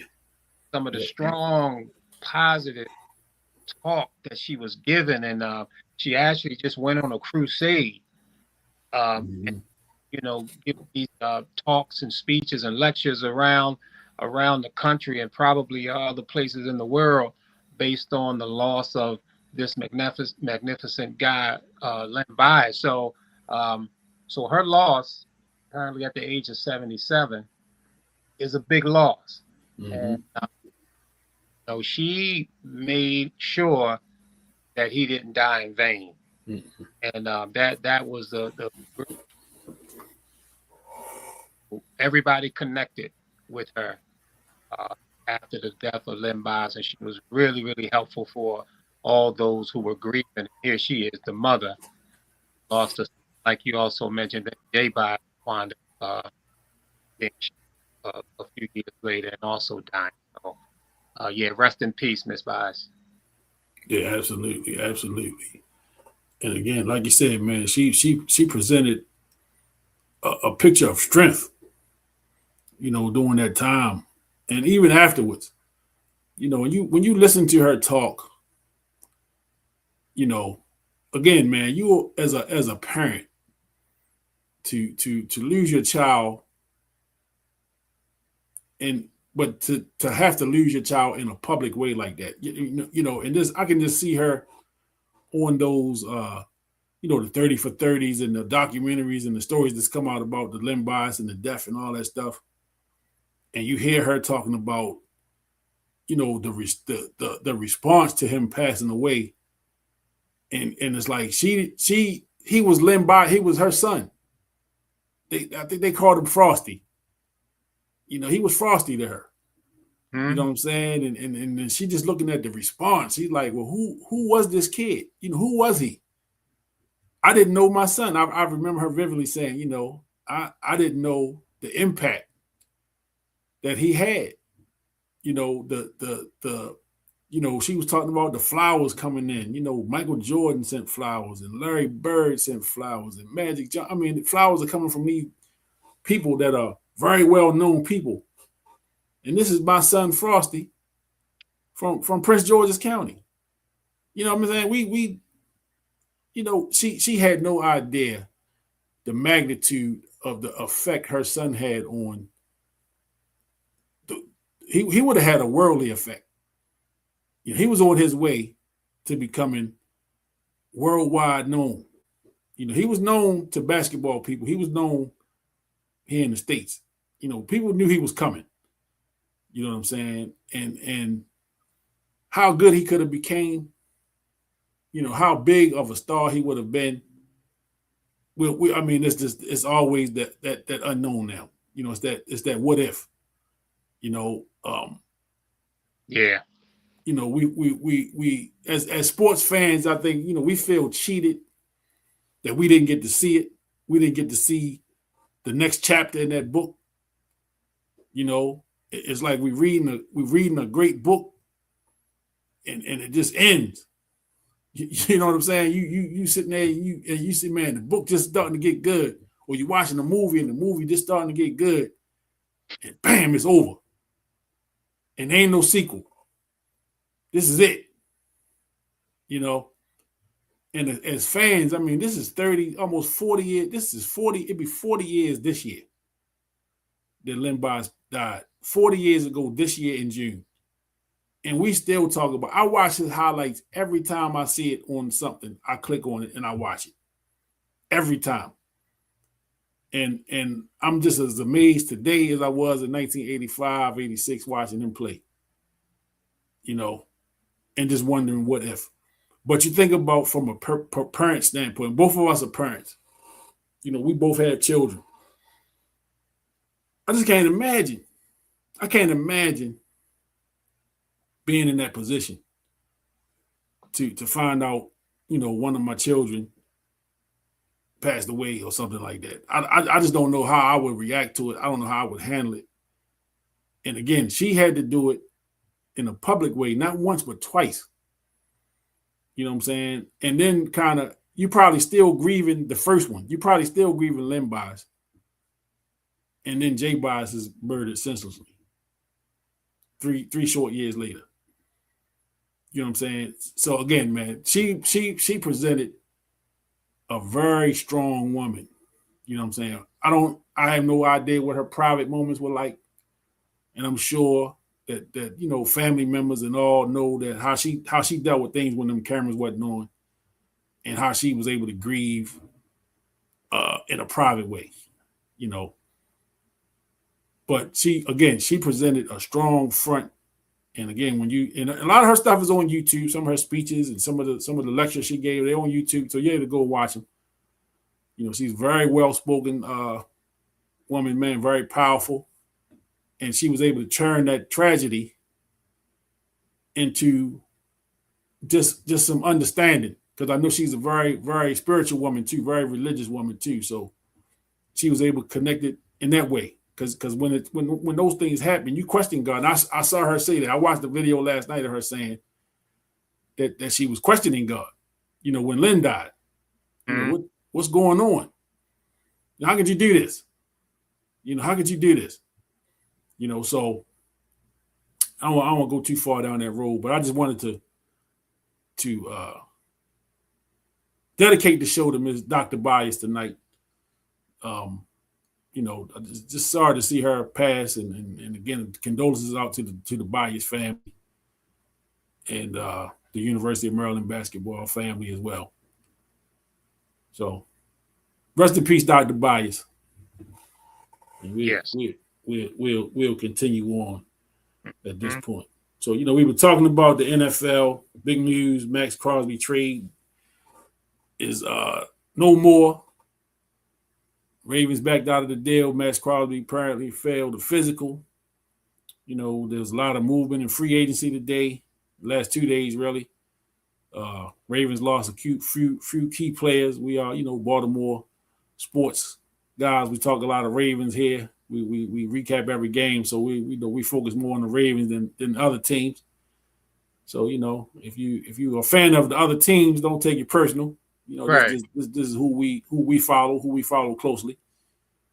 So we'll have more Ravens news than other news. Yeah. So we talked about that in the first hour or so. So we're just moving along. So just try to lighten it up a little bit. Staying in the NFL. Dak Prescott, wedding got called off. So, news, the rumor is that the fiance called the wedding off because she didn't want to sign the prenup. That was Dax? Dax, yeah, his fiance. Yeah, Dax, yeah. So, he just restructured. He just got a new deal worth $250. And he wanted that prenup. You know what I'm saying? And if you love me, why sign a prenup? Well, you ain't out there taking hits. You ain't out there running from Max Crosby, and none of these guys is just trying to end my career. You ain't threw no touchdown passes, so sign this thing. I'm gonna leave you all right. But again, it's security for us all. You know what I'm saying? Because what's to say, well, I mean, I get it. I'm not a millionaire. So, if I was to get married, if somebody was to sign a prenup with me, they probably would laugh at me because you ain't got no damn money anyway. Right. So, what you need a prenup for? Well, I don't want you to take my turntables. Right. I don't want you to take this big sports big sign and all that stuff. I don't want you to take my microphone if things don't work out. Exactly. I want my car. So this is for my protection. Right. just practicing for the future, because I know, we're gonna hit soon. We're gonna get Yeah, something. yeah, for sure. Practice. For sure. Because the way they're giving out money, it's definitely some money in line for the sports mix. Right. For sure. And I mean, when it comes to that kind of thing, I mean, I think if if you look at somebody like, say, a LeBron James, Mm-hmm. LeBron and his wife were together for a long time. Yeah. Way back. Now you get these folks that you link up with while you in college and you an All-American, and you know that in the future be making money. Yeah, prenup comes into play. It'll come into play, when it comes to the thing is about relationship, Mm-hmm. that a lot of people fail to understand or don't really look at it, is that one of the characteristics of a relationship is that it can end at any given moment. That's facts. At any given moment. I don't care if you've been together for 30 years. Yeah. A relationship can end at any given moment, because you do have two people, and both people have to want to be in the relationship. Mm-hmm. If one person say done, the relationship can be over. Now, whoever came up with the word relationship were wise enough to put the word ship on the end of it. Because a ship is out in the ocean, and the ocean is unpredictable as hell. Yeah. You never know what might happen when you're out on the ocean in a ship. Yeah, I got that firsthand. Yeah. You don't know what can happen. And then, when you think about, the Titanic and others, some of these ships you go out on, and the bathrooms weren't working in that one. I looked at that Netflix. I don't know if you ever seen that Netflix thing on the ship where it was out in the middle of the ocean, and it lost all power, and people was using the bathroom all over the place. It was a mess. It was. So I'm with Dak on this. Yeah. I'm with Dak on this, man. And I don't know the history of it, but again, if that relationship is a kind of like a recent one, and I believe it is, because I think he was there with somebody else before, and man, today, and there's so much history. There's so many instances of these relationships breaking down, and then the horror of going through divorces, and the horror of people digging in your pocket, taking half your money, and all this kind of stuff. You have to protect yourself. You have to. Yeah. Because what's love anyway? You know what I mean? The way people deal with it is emotion. I mean, if you want to know what love is, at the depth of it, most people don't experience that. Nah, it ain't that deep. Right now we're surface people. For sure. Everybody dealing with this thing on the surface, and people eyes get big, man, when they see them dollar signs. They are big, and they can be something that they're really not for a while until they cash in. Yeah. It can be that. They can millions of dollars will have somebody being everything you need for them to be. You think they're that. Yeah. At a certain point in time, you can only act for so long, and then the real will appear. Yeah, it's almost like Hollywood. All right, cut. Scene. Right. And you come home and you don't know who your wife is. Who the hell is this? That baby up in me. Let me stop, because I'm great. It's the mix. We mix it. Look, we already got magic in them on our ass. Yeah, magic, man. And pissed. And I heard Cookie was over having a fit too. Who's that? Cookie. She mad too.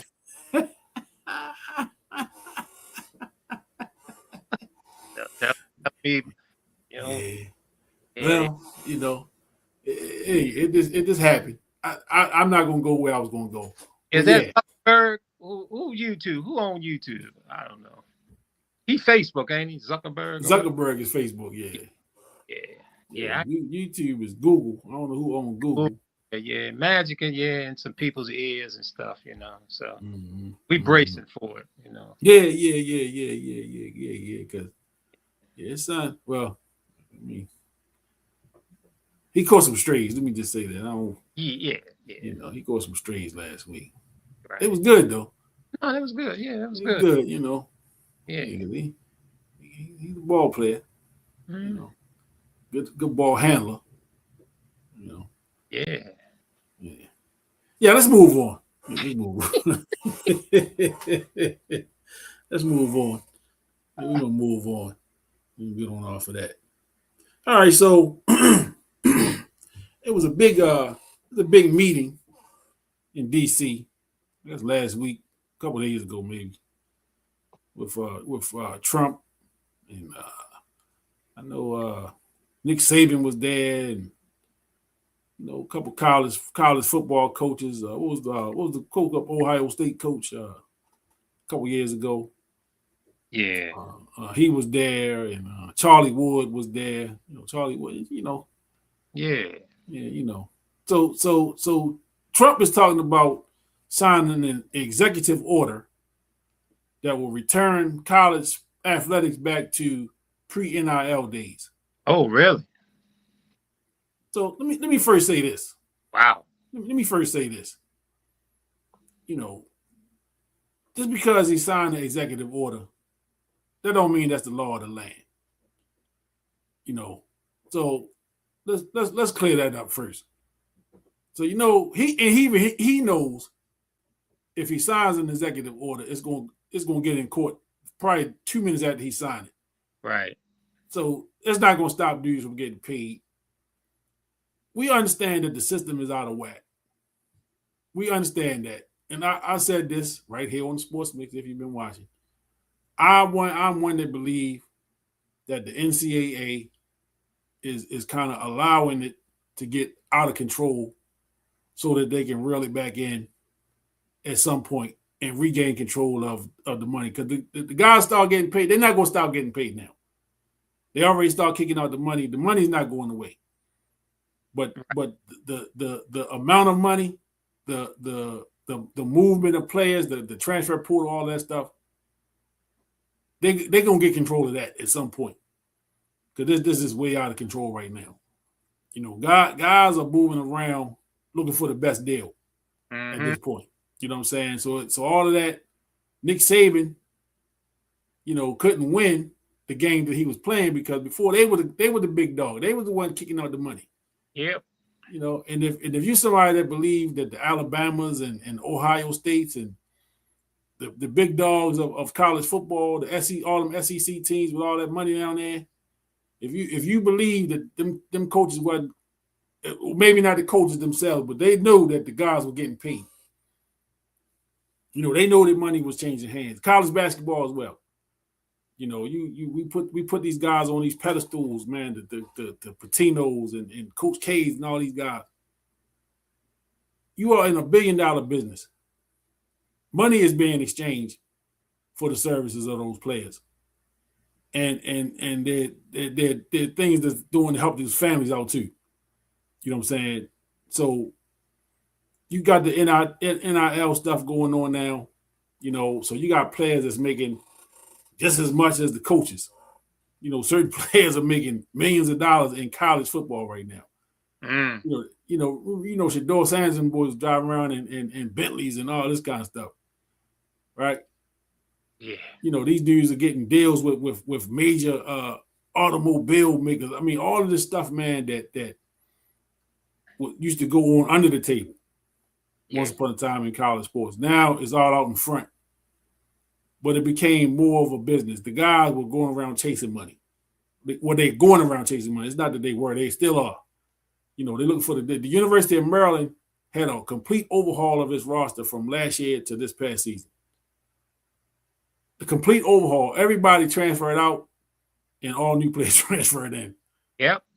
And I'm sure they weren't the only school that had that problem. You know what I'm saying? So, once upon a time, we were just talking about letting bias. You think about this, the 80s, the 90s, into 2000s, you could watch a team and kind of watch the team over a 2-3 year period. And back in the 80s, at least 3 or 4, because they weren't leaving school as early. Yeah. Right? And you knew the players, you knew that the coaches were going to be there, you knew the players were going to be there. But now with the NIL situation, it's just out of whack. So again, they talking about, they had this big meeting in D.C. and Trump was trying to get in front of that, which I don't know why he would want to be doing that while you got a war going on. Right. And Epstein and all this other stuff that he really need to be worried about. But it's neither here nor there. That's distraction. Yeah. But the problem is there. Whether he get involved or not, the problem is there. You know what I'm saying? NIL, again, I always been for players getting paid. I felt like players should have been getting a piece of the pie years ago. Yeah. But there's always a but. Yeah. Because before they came up with the NIL, you remember the big thing was, well, how you gonna pay like the water polo team and the field hockey team? They don't generate the money that basketball and football generates. And then only the schools like, the Big Ten, the ACC, the Big East, Big 12, all of the Pac-10s and all of them, those the conferences are going to really make the big money. What about the Mountain West and, the Patriot League and all these other smaller leagues? How is it going to be fair? Yeah. And it's never been fair. Yeah. So let's start with that. It's never been fair to the smaller schools because they don't have the ability to generate the money, that the bigger schools do. The bigger schools have TV money. They got the booster money. They able to generate more money from donors and alumni and all these sources that they have to raise money for these schools and these athletic programs. And you paying coaches. Some of these state schools, man, the coaches are the highest paid employees of the state. That kind of stuff. So it's a point of, we want to have players under control. And that's the big thing. We want to control the players, right? And we want to make it where they can't. CB, I ain't even know you was watching. What's up, CB? My brother, Tyrese Gibson knows. I missed that one. Yeah. Sponsorship. JB, what's up, bro? Johnny B. Yes, sir. Hey, man, so college sports, is under fire right now. They trying to figure out how to get it back under control. College players making as much as the pro, right? So some, and especially in the women's game, women's basketball, it don't even pay for them to go to the league. They make more money in college. The WNBA players the college NCAA college players are making more than they make going to the WNBA. That's a little bit off kilter. You know what I'm saying? That shouldn't be. But this is where we are. You know what I'm saying? This is where we are, man. This is where we are with this. So, yeah. What's your thoughts on this whole NIL stuff? And the thing is that it was a mess before NIL was put into place. There's so much money being tossed around by these boosters and a lot of illegal stuff going on. So, guys was getting paid under the table and coming out with nice cars and parents getting houses and all this kind of stuff. So it was a mess before graduate NIL deal landed one. Right. So it was a mess before. The guys are getting paid now, and it's sort of not under the table, it's on the table. but it's still a mess. I mean, when you mentioned about University of Maryland, I mean, everybody left. Yeah. Whole team left, including the coach. Yeah. Including the coach. And everybody is looking for a deal to get more money. I was listening to the running back from University of Maryland who wound up playing for the national champion Indiana team. Mm-hmm. I don't know why I can't think of his name. But he talked about, they had him on the show and they was talking to him about, being a national champion. He has spent 4 years with the University of Maryland, and he said that Loxley came to him and said, Roman Hembry, his name, I think. Mm-hmm. Mm-hmm. Yeah, came to him and said, hey, we going in a different direction. Mm. So basically, you pulling the money from the kid, and he said so he had to look out and try to find somewhere else to go, and it just happened to work out for him that he was able to go to Indiana and he won the championship, and he did go to the combines and he's looking to be drafted. So this thing, man, it's a lot of moving parts thing, and it's moving so fast. The average fan don't Hemby, yes sir, yes, Mm-hmm. and the average fan we don't even really know what's going on with this NIL. Mm-hmm. We don't know what's going on. Do they sign a contract? Are they locked in? It seems like they're not locked in.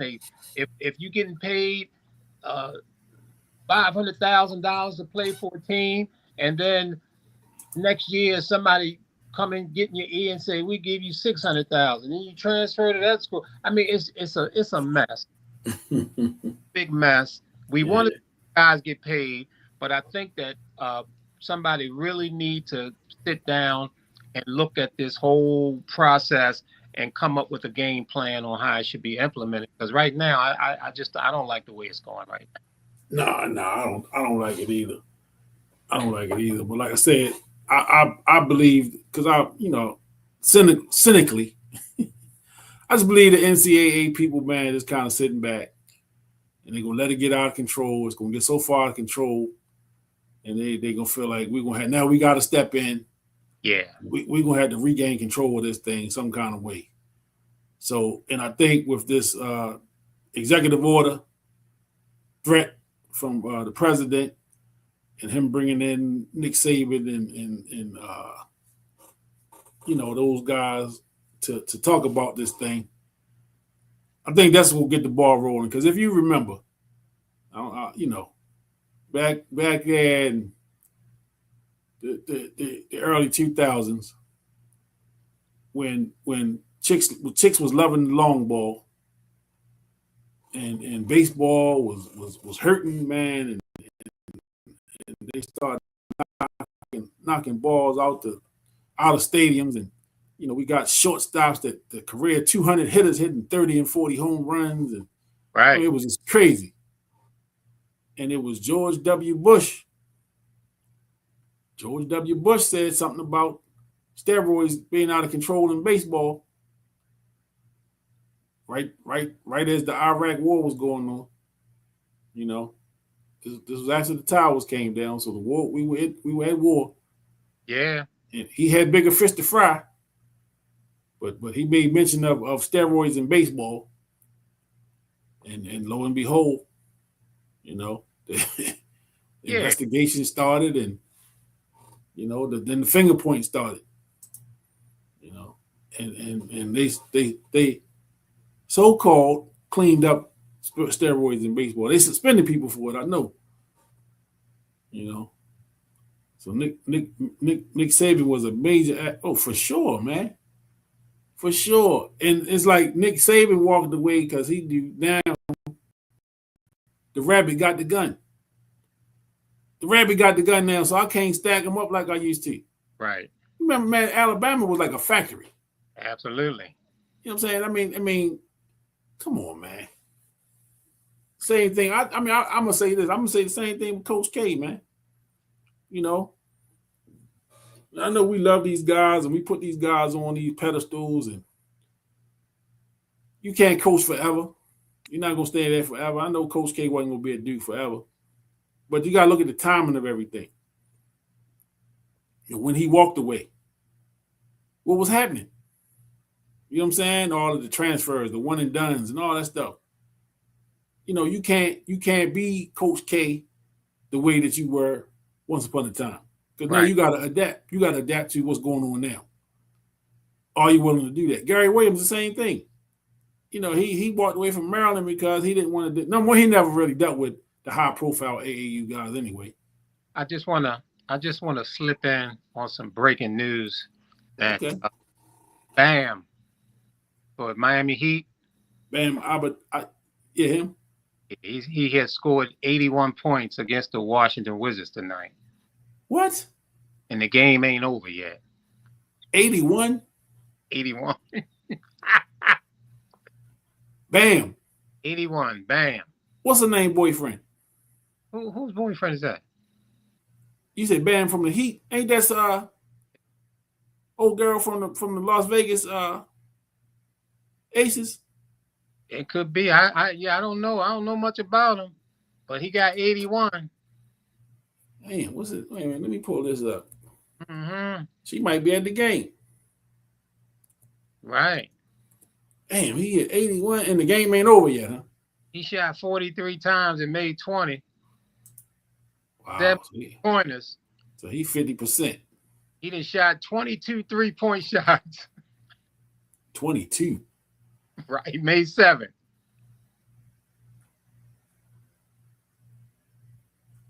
Goodness gracious. And the game ain't over, you said? It was like a minute or 40 seconds or something left in the game. Unbelievable. That was in Miami. Okay, I was going to say they played that game in DC. Goodness gracious. What is his girlfriend's name? Asia Wilson. God damn, yo. I'm terrible with names. Thanks, Landon. And she had the game too? Man, she gonna you gotta get on no airplane. She in trouble. Yeah. He gonna celebrate tonight. Damn, 81? Right. Man, Neil, what's up, homeboy? Quintessential grooming down in the ATL. Right. And he ain't somebody you think would get 80. You know, he ain't somebody you think get 40 like that. Yeah, no, that ain't him, is it? I mean, but it's the Wizards. That's true. And apparently, I was looking at the box score. Angel Reese brother didn't play. I didn't see his name in the box score. Oh, Juju ain't play? I didn't see his name in there. Is he hurt or something? He can't be already. Damn, he just got there. Damn. Wow. Damn, 81. Wow. Yeah, 41 seconds. He got 81 so far, I say. Damn. This is unbelievable. This is unbelievable, man. This has been a hell of a night. Yes. This has been a hell of a night. Yeah, he ain't no scorer, man. I mean, he can play. Now he ain't no scrub. Right. Right. Exactly, Landon. I mean, he ain't the guy that's gonna get you 30 every night. Wow. He just had one of them nights where the basket probably looked like the ocean. He got 100 points. He got one. It's 150 to 126. He got 83. He got 83. He didn't pass. Goddamn the Black Mamba. He caught Kobe. Didn't Kobe? He didn't pass Kobe, man. He tied him. He better than Kobe. He up to 83 now. He done passed him. Ain't that something? He better than Kobe. Ain't that something? Now y'all gonna have to start talking about him being the GOAT.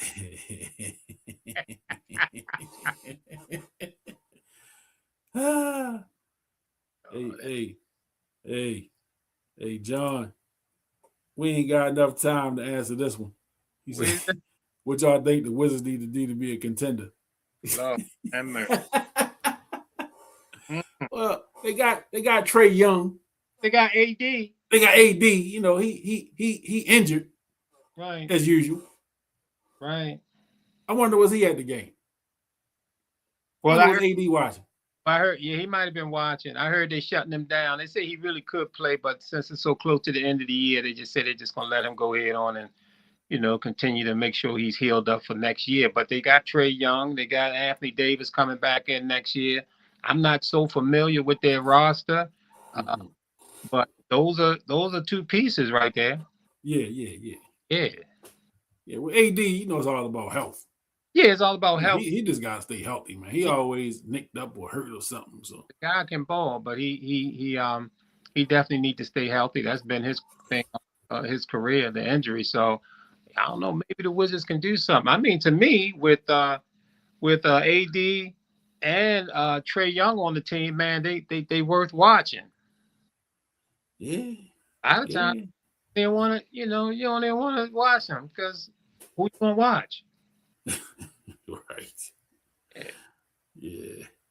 His previous career high was 43. Yeah. Wow.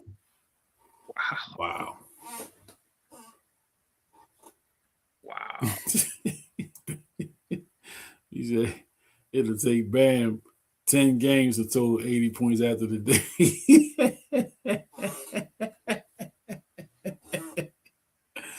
Yeah, I agree. Because he's not a volume scorer like that at all. So he was just having a night. Yeah. You know? I can't wait to hear Charles Barkley talk about this. I know Chuck got some shit to say. And you know, his comments gonna be probably going against the Wizards, probably their terrible defense. Terrible defense. If y'all watching on Facebook, make sure you hit that share button. Hit that share button, man. Hit that comments, likes. Appreciate y'all for tuning in, man, as usual. You know. Damn. Hey, Bam Adebayo. How you say his last name? I don't know.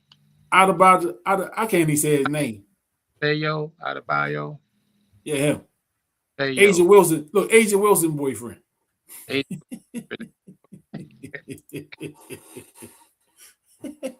Asia Wilson played for who? The Las Vegas Aces. Okay. She came out of South Carolina. She one of Don Staley's greatest hits. Wow. 83 daggone points. 43 was probably linked.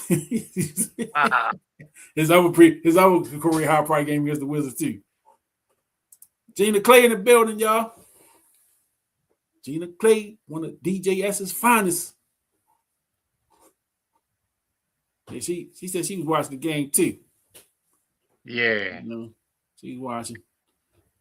Wow. She wondered why they pulled them out of the game though. Yeah, let them just keep going. Yeah, let them keep going. Why not? Give it to him every time down court. I mean, the score. Is this a final? Is it a final yet? It's final now. What was the final score? Let me see. 150 to 129. They put up 150 points. Yeah. That's why people ain't the NBA, man, like they used to. But this, oh my God, 150 points. This bowl will be better. The Wizards put up 129. Yeah. All right, look, he broke it down for us. That ain't it, man. Adebayo. He done broke the syllables down. Okay, Adebayo. Yeah, him. I like Asia Wilson boyfriend better. You know, just like Rihanna's husband. Yeah. We started calling them by their spouse's name. Got it. Yeah. Woman. Yeah, you can reckon. You're not gonna cry, Gina. Yeah. You know, we praising you. We giving you praise. Yeah. You know, your boy Landon over here cutting up as usual.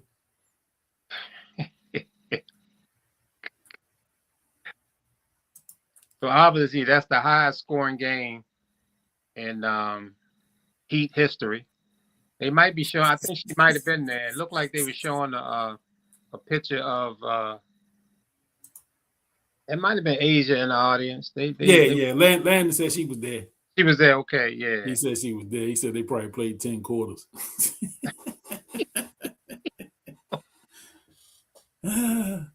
Oh man! Don't cry about DJS. We had some great times there. Wow. We had a great crew. You know, the job sucked, but we had a great crew. Y'all survived. Yeah, we survived it. Everybody doing better. Everybody moved on to greener pastures. Yeah. You know. Not damn. Landon said, man, probably played 10 quarters. That is crazy. Yeah, this is unreal, man. Damn, the Fat Boys broke up. Right. Goddamn, Max Crosby got rescinded. The trade got rescinded. Yeah. And now Bam Adebayo, Asian Wilson boyfriend, scored 83 points. Right. Damn. What's this? March 10th? March 10th, boy. This is gonna be a hell of a day in history. Against the Wizards. Well, did that take away from it? Hey, man. You know, I can't wait to hear what Charles Barkley got to say. Man, if he did against the Lakers, somebody, if he did against the Spurs or somebody. He gonna trash the Wizards. I can tell you that. Oh yeah. Well, we gonna do that. Right. Yeah, we gonna do that. Yeah. John asked, what it take for them to be contenders? And move.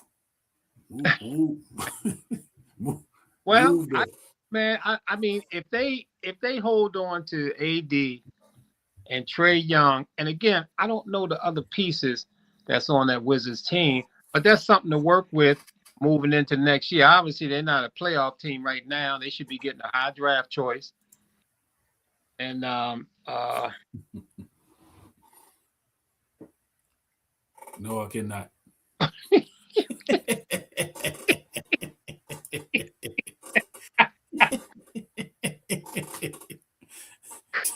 God. Hey, yo, I'm telling you, this dude don't be missing. He said to be contenders, they just need to go to the ACC.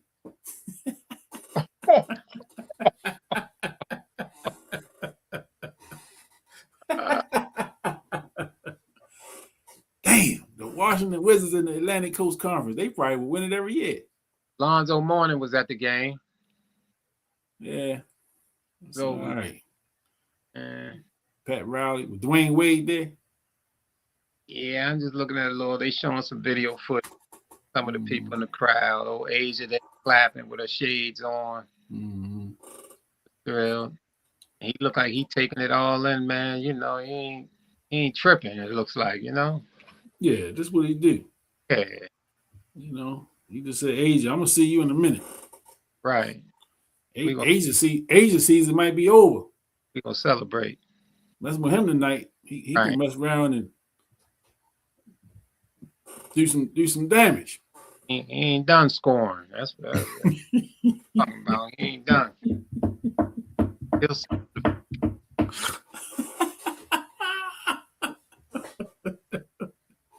Hey. Yeah. They going to the rack for real. Right. Yeah. Hey, he say, hey, I'm a especially if they flying out tonight, he gonna be like, hey, look, I'm gonna meet y'all in the next city tomorrow. Yeah, so Asia, get that box ready. You already got Magic on out, so I mean, Hey, why not? Damn, Landon, he said they're struggling in the Big Ten. God,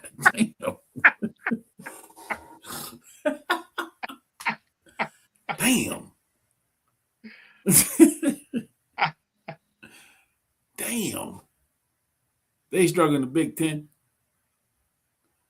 The way I went to Purdue and Maryland, the way they throttled Maryland, Purdue might give them a run. When the last time the Wizards, man, done anything, man? When? How long has it been? They made a little noise with John Wall and them. When John Wall, Gilbert Arenas and some of them boys was there. Yeah. They was in the playoffs. Yeah, Wall and Bill had a little run. Wall and Bill did have a little run in that backcourt. And Arenas and them had a little, but see, Arenas and them couldn't beat LeBron. Couldn't get past LeBron with Cleveland. He was bumping them out every year. Yeah.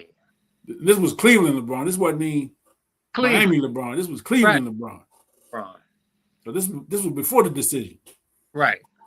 You know, then Gilbert Arenas and them like play with guns and all the little foolishness they had going on.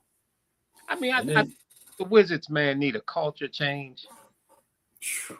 They need a serious culture change over there. And I mean, you can go back. We talked about it on the show when they let Chris Webber go. Mm-hmm.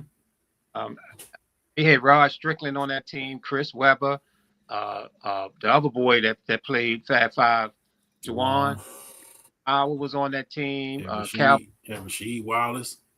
Man, they had some talent, man. They had some serious talent, and Wes Unseld muffed that up. Wes seriously muffed that up. And I mean, they had they played the Bulls well in the playoffs. They did. They did. Played them tough, and they had Jordan talking about this team. Man. Jordan, these guys are good, man. We're going to have to contend with them on a yearly basis. No, not after West get finished. You're going to have to contend with them because West messed that thing up. You're talking about Chris Webber and Rasheed Wallace? And they traded Rasheed Wallace after 1 year. And they let Chris go, and they held on to Juwan. Yeah,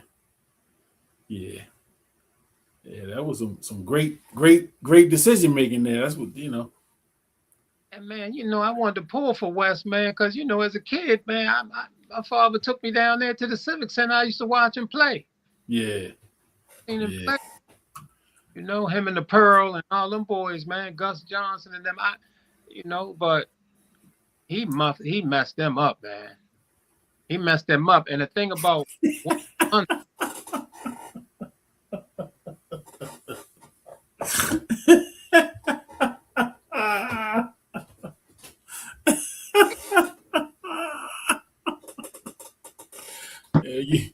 you're out of order. Can't take Landon, man. You out of order. You are out of order. I can't take Landon, man.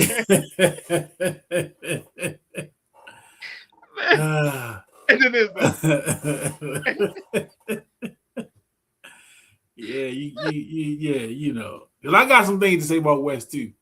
Rest in peace for sure. Yeah, they definitely Mitch Richmond was definitely past his prime when they traded him straight up for Chris Webber. That was one of the most ridiculous trades. That was ridiculous, man. In the history of trades. That was ridiculous, man. They brought in the old Moses Malone. They brought in the old Ralph Sampson. Yeah. I mean, we can go on, man. There's a bunch of people. Gus Williams. They brought in old Williams. They brought in Bernard King after the knee surgery. He made an All-Star. He did make an All-Star. He did make an All-Star after that, but he came in after the knee surgery. Right. So they didn't know who they was getting. Right. They didn't know. I mean, they brought in and we missing some more. It was quite a few. Oh yeah. It was. There you go, Rod Strickland. A litany of names they brought in past their prime. Yeah. Or remember, or the guys they drafted that just didn't. They drafted Muggsy and traded him after 1 year. Traded him after 1 year. They drafted Juan Dixon too. See, and some of the moves they made, was suspect. Manute. Yeah, they had Manute, Big George, Murray's son. In there, 7'7". Yeah. Miss Jenkins. What was it? Don't nobody say no anything. Who's Miss Jenkins? From In Living Color. Nobody better say nothing about Miss Jenkins. Miss Jenkins. They traded Earl Monroe for Kevin Greavy. Right. Damn. Yeah, man. Kevin Greavy, they traded him for and Kevin Greavy was around for a long time. Yeah, he went to the Knicks, man. Earl the Pearl went up there to the Knicks, man. Yeah. I mean, I knew that, but I ain't know that Kevin Greavy came back on that. Kevin Greavy. Damn. It was a bad deal, man.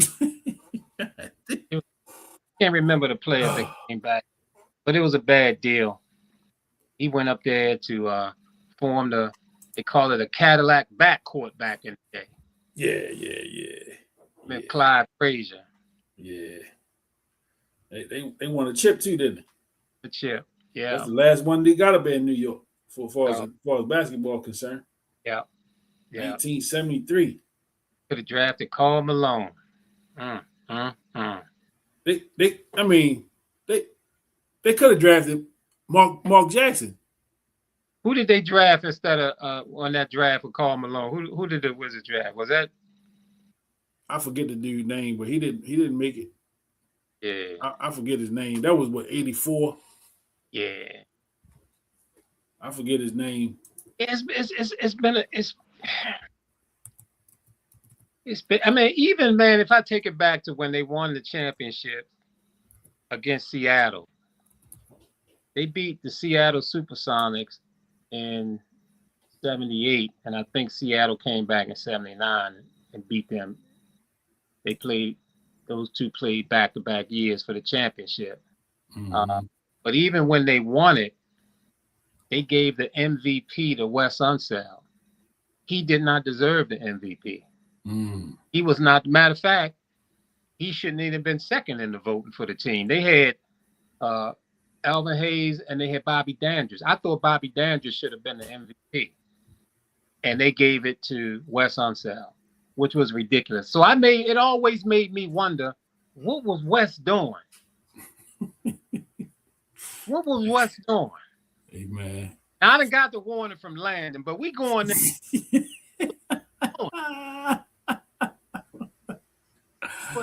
Able to get the MVP when he didn't deserve it. He shouldn't have even been second in the voting. And then for him to go up into management, he coached the team. He went up to the front office. He came back down and coached. I mean, he was messing things up, but they kept him there. What was Wes doing? What was the owner of what was that owner name of the Wizards? Abe Pollin. Abe Pollin. In 1985, the number one draft pick for the Wizards was Kenny Green. Oh, yeah. Come out of Clemson. Wake Forest. Wake Forest. Kenny Green. Right. He was the number 6 overall pick? Pick 12. 12, okay. Pick number 12. Yeah, Kenny Green. Wow. That, man. Yeah. You remember him from college, though. Yeah. Yeah, you don't remember him from the Wizards. I mean, from the Bullets. No, because he didn't do much. So wait a minute. What year was Karl Malone drafted? Was that 85? All right, yeah, he 85. What pick was he? If they picked Kenny Green at number 12, yep, Karl Malone was picked number 13. Wow. Damn, Bullets? Wow. Shit, they could have got Bill Winnington. He went 16. Joe Dumars went 18. What? Terry Catledge, who ended up with the Wizards, Yeah. he went 21 to Philly. AC Green went 23. Terry Porter went 24. So there were some guys, who ended up having pretty good pro careers. Wow. That went after. And they drafted Manute Bol in the second round with the 31st pick. Okay. That same year. Wow. Who was the people that went before? What was the draft order that year? So Patrick Ewing was number 1. Okay. Wayman Tisdale 2. Benoit Benjamin was third. Xavier McDaniel went 4. The Greon Concac went number 5. Joe Klein went number 6. Chris Mullen went number 7. Okay. Detlef Schrempf went number Yeah. 8. Charles Oakley went 9, and Charles Oakley was a HBCU guy. He was the number 1. He was the 9th overall pick. Yeah. To the Cleveland Cavaliers. He went to what? Virginia. Virginia Union. Yeah. Yep. Ed Pinckney was 10. Pinckney. Yeah. Villanova just had won the national championship. I'm still pissed about that. Yeah, I didn't like him. Beat the Keith horse. Lee from Memphis State went number 11, and then Kenny Green went 12. Green went 12. To the Bullets. 13. Karl Malone was the number 13 pick. What number did Karl Malone wear on his jersey? You remember? 32. Oh, he was 32. Yeah. Mm-hmm. The mailman. Mailman. Remember he used to dunk like this with his hand behind his head. Shit. I thought that was. What was that all about? Landon said they may have drafted him. That'd have been a Wizards type pick. We got this kid, Landon Saunders, from the Department of Juvenile Services. Right. He's gonna be our power forward at 5'11". Right.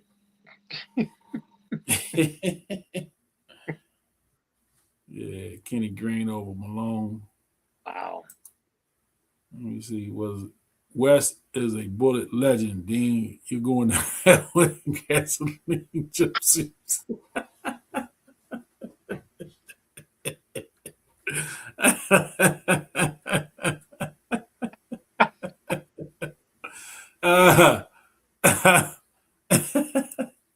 When they drafted West come up out of Louisville.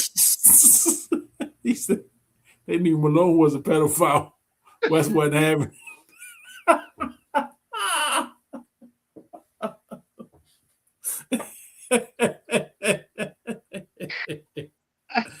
Yo.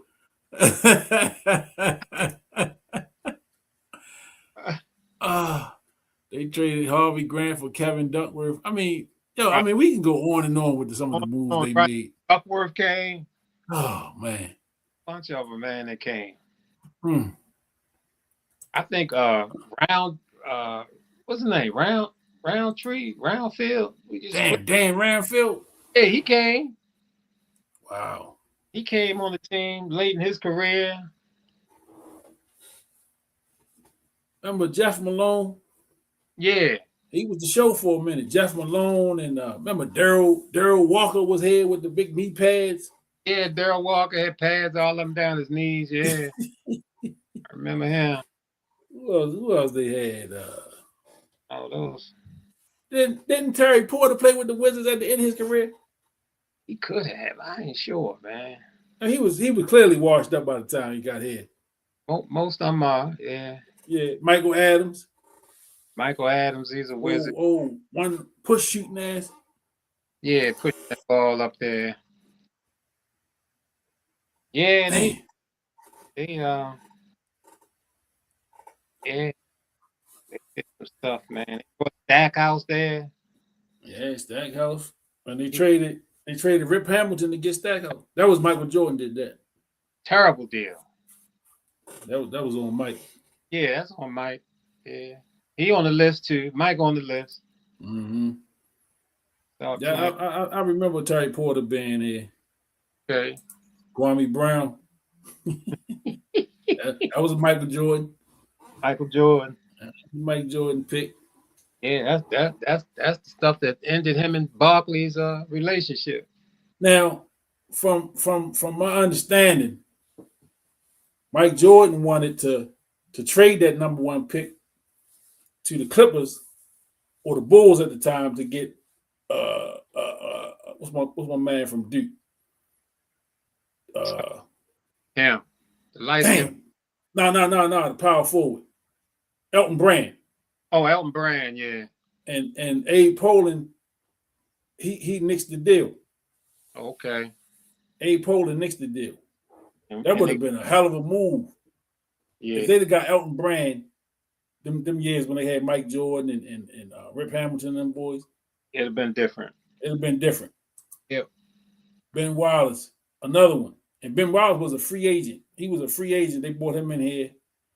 And I remember seeing him play. And Ben Wallace, he came after they traded away Rasheed Wallace. Yeah. They gave him Rasheed's number and everything. Mm. They ain't even changed the uniforms out. They just say, hey, you just gonna be number 30.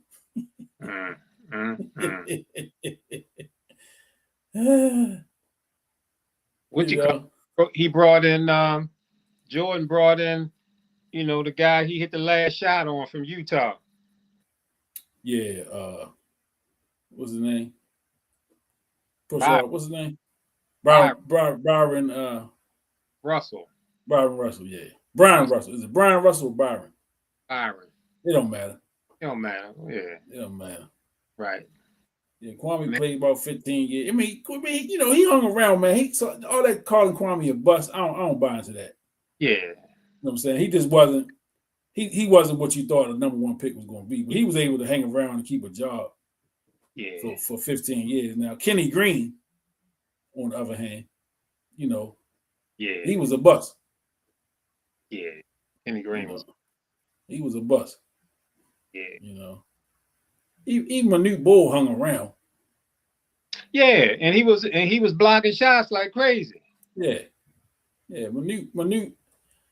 See, I think, man, see players like that, even drafted Muggsy. You know what I'm saying? I think they drafted. It seemed like they drafted those two guys to be more of a sideshow than anything strategic. You know what I'm saying? Because I remember the '87 draft was, I remember watching that vividly because Reggie was drafted that year, so I was, I definitely was tuned into that. Yeah. So Reggie Williams, Muggsy, and Reggie Lewis all went in that draft. First rounders all from Dunbar High School.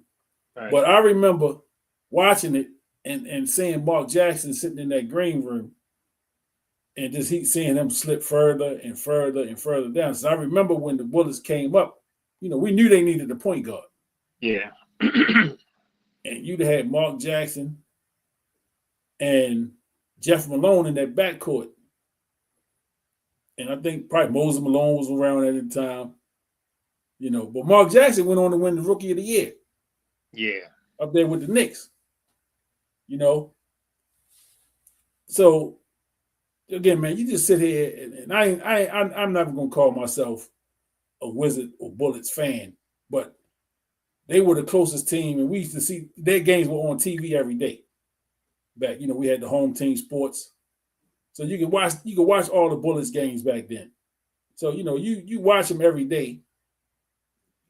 Whether you call yourself a fan or not, you watch the games, and you become kind of you root for them, and you want them to do well. Because I used to go to Bullets games.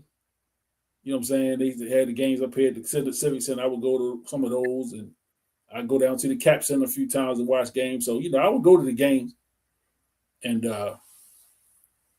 you just hoped that they would do the right thing, man. But they just seemed like an organization that could never get right. Yeah. Like you say, Wes Unseld was a celebrated player. From Baltimore Bullets on down to DC. They won the World Championship in '78. Got back in '79 and lost to Seattle. So Wes is a Hall of Famer, man. He was going to be somebody, that they were going to look at, take care of. I remember he was an assistant coach prior to being the head coach. He took over head coach, but they just could not get right, man. Could not get right. Team. Say again. Is Jordan Poole still on the team? Nah, Jordan Poole, they moved him. Moved him. He down there in New Orleans. Westbrook, they brought Westbrook over there, kind of like the end of his career. Look, I mean, he wasn't prime Westbrook. Yeah. When he came. They took Calvert Chaney over Vin Baker, Allen Houston, and Rodney Rogers. Yeah. But I mean, and Calbert Chaney was Big Ten Player of the Year. He was All-American. You know what I'm saying? So we can look at that move now and say what they should have did. Right. At the time, he wasn't a bad pick. I don't think. Talking about who? Calbert Chaney. Calbert Chaney. Yeah, he was. Yeah, All he was all right at the time. You know, like I said, he was Big Ten Player of the Year at that time. The Big Ten always been tough. And he had a good college career though. Calbert Chaney had a good college career. He played 4 years at Indiana. Yeah. I think they got to the Final Four once, maybe twice. Yeah, he was solid when he Yeah. He was a solid player.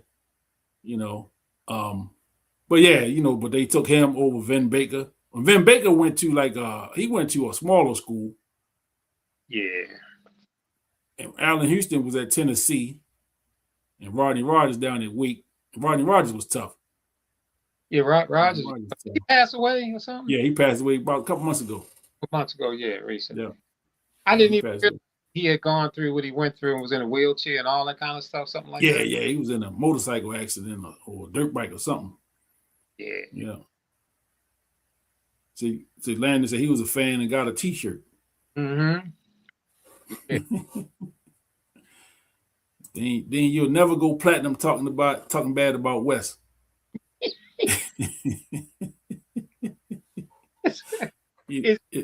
Is Wes' son still in coaching? Yeah, he's still around. Still around? Yeah, he's still around somewhere and doing pretty good. Wes Unseld Jr. Yeah, he definitely didn't get it from his daddy. Yeah, is he in the league? In the league? Yeah, he was in the league somewhere. Let me pull him up. Let me see. Wes Unseld Jr. Where is he? Assistant coach for the Chicago Bulls now. Okay. Yeah, he's still around. Okay.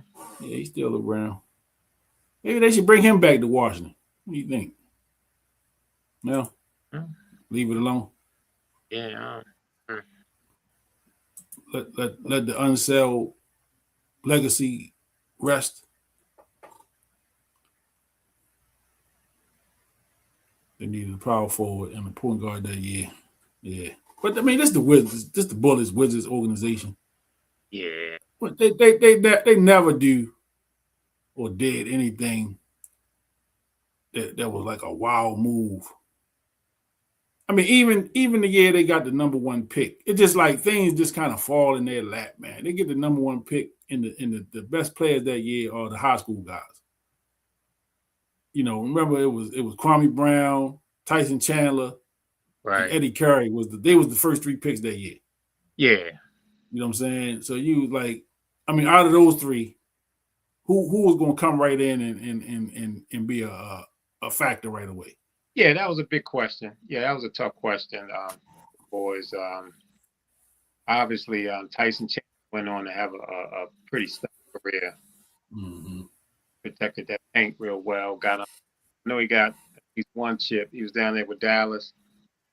Yeah, when they beat LeBron and them. And he was a big factor, man. He was a rim protector. LeBron was so afraid to go in there.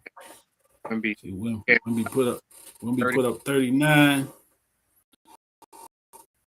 Wemby is the real motherfucking deal. Yeah. You know what I mean? He's the real deal. Yeah, so Ron Harper got 2 sons in the league. I think the one that's down there with him in San Antonio is the younger son. Mm-hmm. And I think the older one is up in Boston. Yeah, I think both of them solid. Yeah, they solid. They both solid players. You know, but that boy Wemby. Yeah, Wemby's something. And he ain't even hit prime yet. Man, no. he ain't even hit his prime yet. I mean, he cared. I mean, he's the type ball player that really cared, man. I mean, when I saw him in them Olympics, dude was doing his all to try to win. You like to see that kind of stuff in a play. Yeah. Putting him on, man. I mean, to the point, man, I mean, sure, he might even shed some tears when they lost. Yeah, I remember that. Yeah, I remember that. that's what you see, man. I mean, to see him out there is he 7'6"? Yeah, 7'6", something like that. Him out there at 7'6", doing what he's doing, it's ridiculous. Yeah, I mean, it's borderline unfair, man. Yeah, it's ridiculous, man. I mean, because he handled like a guard, Handle the ball. and he can shoot that thing. I mean, he pull up, step backs. Step backs and all that stuff. I mean, he going between the legs, stepping back. Wow. 3. Step back behind the 3 and knock it down. Yeah, it's crazy. Remind of Duncan. Shit. Timmy might be in trouble. Before it's all said and done. Timmy might be in trouble with this dude, man. All said and done. And you talk about an organization that got a goddamn horseshoe in their ass. God damn. I worry about the injury. Especially when I see the pencil legs he got. Yeah. I be worried about the injury. Yeah, he got the 10-11s working. Right. You know what I mean? But man, listen. That boy is tough, man. A lot of fun to watch, man. He's a yeah, John, I know you're a Timmy D fan. But if he stay healthy, yeah, you know, Timmy D might be the second best Spur ever. Right.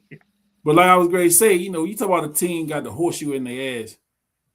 You know, they get David Robinson, and you got to wait 2 years for him. He did his military service. He come in, he drafted in '87. He's a rookie in '88, '89, or '89, '90. Right. We had to wait 2 years. He, you know, rookie of the year. He come out and you see Dave Robinson is legit. Mm-hmm. 96, 97, Dave Robinson get injured. The Spurs basically tank. And they get the damn number 1 pick. M. Duncan. Timmy D. Yep. Now they got Timmy Duncan and Dave Robinson coming back off injury. Right. So they got their version of the Twin Towers. They was able to win, 2-3 championships together. Yeah. And Timmy ended up getting 5 altogether on himself. Yeah. I don't know if him and David got 2 or 3 together. And then, you know, Timmy retired a few years ago. And here we go again. The prize is coming, and who get the number 1 pick? The San Antonio Spurs, man. And again, by Wemby being a foreign player, you know, I don't follow it like that. So for me to say what he was going to be when he got here, I'd be lying if I told you, oh yeah, he's going to be the. I had no clue what he was or what he's going to be. He, you know, I was in it. I just need to see. And yeah, he is as advertised. I didn't. Yeah, I was like you. I didn't know what to expect, but I certainly expect what I saw. Yeah, I didn't. Yeah. I was going to be able to do what he's been doing. Yeah, well, yeah, because like I said, what this is his 3rd year. Man, I mean, he haven't hit prime yet. That's what I'm saying. I mean, they what you say? They are a threat this year. Yeah. It seemed like they got OKC's number. Ain't that something? The defending champs. Right. Now, I always take the Larry Bird philosophy on players, right? He always said it take you about 5 years to figure out the league. Like, you know, you can come in the league and put numbers up and all those things, right? But it really take you about 4 or 5 years to really understand the league and you know, preparation and how to get your body right and all those things, you know, for the long haul. And this is his 3rd year. He's had an injury. Because I think his whole first year he was out, right? Wemby. He may have been. His whole first year he was out with injury. But again, man, this is a kid that's only in his 3rd year. you know, he haven't even hit the prime of his career yet. So I just like to see him in year 5, 6.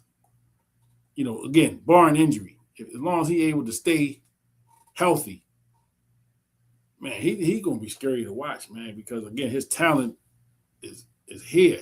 You know, his ceiling, man, is goddamn. I don't mean how high is it. They might have to tear a hole in the building to reach his ceiling. Yeah. Yeah, the potential was crazy.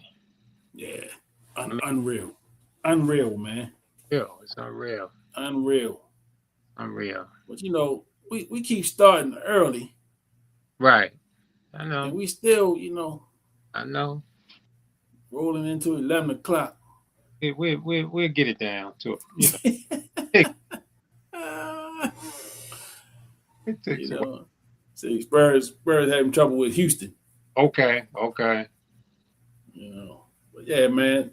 And so I mean, you know, it's that time of year too. NBA about to start picking up. Yeah. Got a few more weeks left in the regular season. Mm. And then, you know, people getting them ready for the playoff push. So it's gonna be interesting to see down the stretch, man, how things play out in the NBA. You know, I'll be locked in, tuned in, watching. Yeah. Agent Wilson's man hit 83 points tonight. Yeah. 83 points, man. He scored more than Kobe. He did. The GOAT. 3-10, March the 10th. What is going on today? Crosby? Bam? Oh, anything else crazy happened today? Man. I don't think my number hit. I checked that already. Right. Yeah, that I didn't get that. Not that I played. Right. But you know. Not that I played. Yeah, March Madness coming. So you got the tournament's going on now. Going on. I think Landon told me earlier that Maryland won today. Yeah, I saw they beat Oregon. Yeah. I haven't watched in a while, man. I was done with them. Yeah, and you should. They'll be done before the weekend. Yeah, you can book that. Right. If you got money to bet right. Against Maryland. Absolutely. Because they are horrible. Yeah. And we live in Maryland. Yeah. Yeah. Mm-hmm. But yeah, Maryland is terrible. Yeah, they're terrible. And in the words of Charles Barkley, they are terrible. And you mentioned it, a whole new roster. Oh. I ain't touching it. Boy. I ain't touching that one. They gonna come for you on that one. I ain't touching that. Woo. I was hard enough on him when he was living. Mm. I'm gonna let the brother rest in peace. But just in case. He is forever barred from the Forum. What they call that place out there now? The Forum? The LA. Shit, I don't even know because I think it changed. Changed all the time. Yeah, it changed. You know, they selling the names now, so. Yeah. Yeah, the NIT still going. The NIT, then they got another one. They got another team. They got another tournament for the even worse teams. Man, that's crazy. Yeah, you know it's all about the money though. Of course. You know, they trying to get that money. Yeah, I don't know. Cheese, where you at, brother? I ain't, Cheese, he ain't been with us in a minute. I know Cheese doing the school thing. Caught up in them books. So Cheese, we looking for you, brother. Baseball grade crank up. Crank that, yeah. Hey, I've been checking out the highlights of that WBC. Okay. I ain't watched the game yet, but look, see that stuff is exciting. Yeah. And them playing for your country, mm-hmm.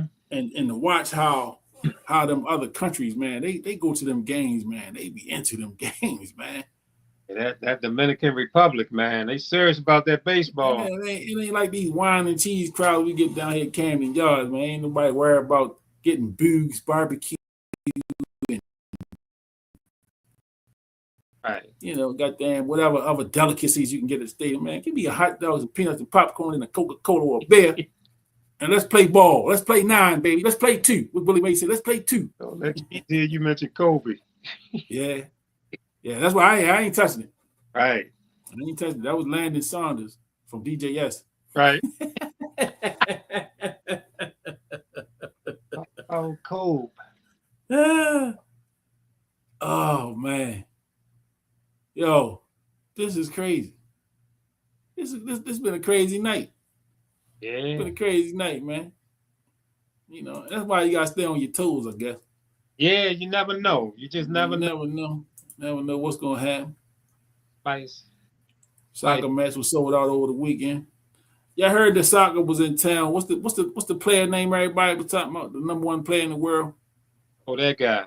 Messi. Is it Messi? He one of them. Was he the one that was in town? Ronaldo was one of them. Yeah, one of them. Yeah. Somebody was here. I was working. I you know. Yeah. And even if I wasn't working, I probably wouldn't have went to that. You know what I mean? Yeah. I'm a sports fan, but come on. I was, you know, I went down there. They had a game down at M&T Soccer. I went down and watched it. I ain't know who I was looking at. Free tickets. Mm-hmm. You know, went on down there and watched the game. I ain't stayed for the whole game. You know, we Americans, man, we addicted to scoring. You know, one is a whole lot of scoring going on at a soccer game. Kind of attracted to that, man. You know, and believe it or not, that addiction to scoring is what's really kind of, I think, hampering the NBA. I don't think that we had a problem with some of the games back in the day. You know, them playoff games, they be scoring in the high 80s or the 90s. Yeah. But I don't know. Scoring, man, you know, it seems like every rule change in any sport is for the benefit of the offense. We addicted. Yeah, we sports analysts. Yes. We just don't like soccer. Look, here you go. It's hard to concentrate on the game, Dean, when you sneak in.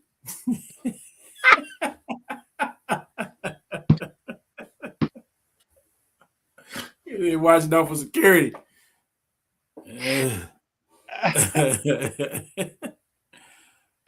I went to a PGA golf event this past summer.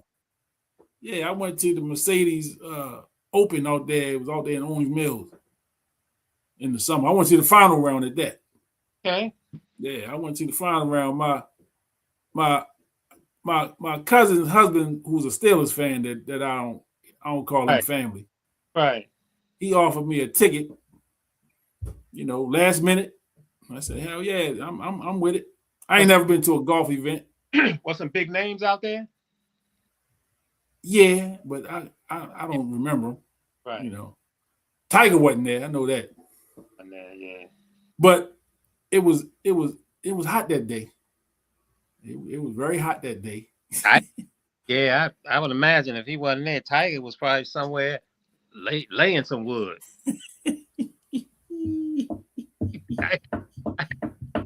Tiger was messing around, man.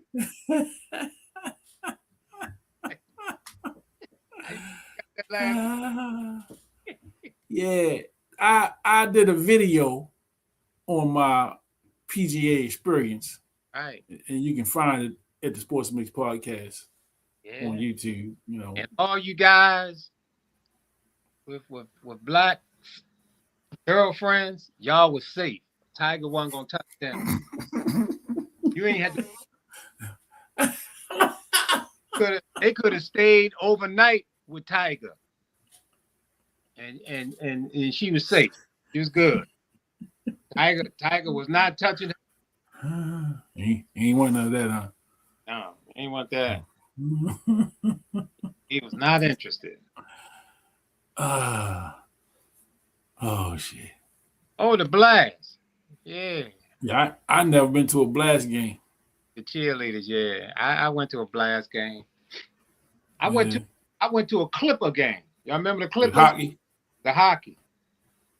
Now, I never been to a game, Baltimore Clippers. but I remember being out at Westview Mall during the Christmas time one year. It's like 83, 84. I was like middle school age. And the Clippers had they were at the mall. So they had like a little hockey joint where you could, try to make a goal or something. And they had a couple of the players there. And I remember that. So that's about as close as I got to the Baltimore Clippers. Yeah, yeah. And then they was the Clippers, and then they became the Skipjacks, right? Because they were like a minor league affiliate. Yeah, something. They changed the name to the Skipjacks. But yeah, I can't remember how that transition took place. Mm-hmm. How many rounds did you see before you was escorted out? I don't know. I saw the whole 18. Well, that's 18 holes. I don't know.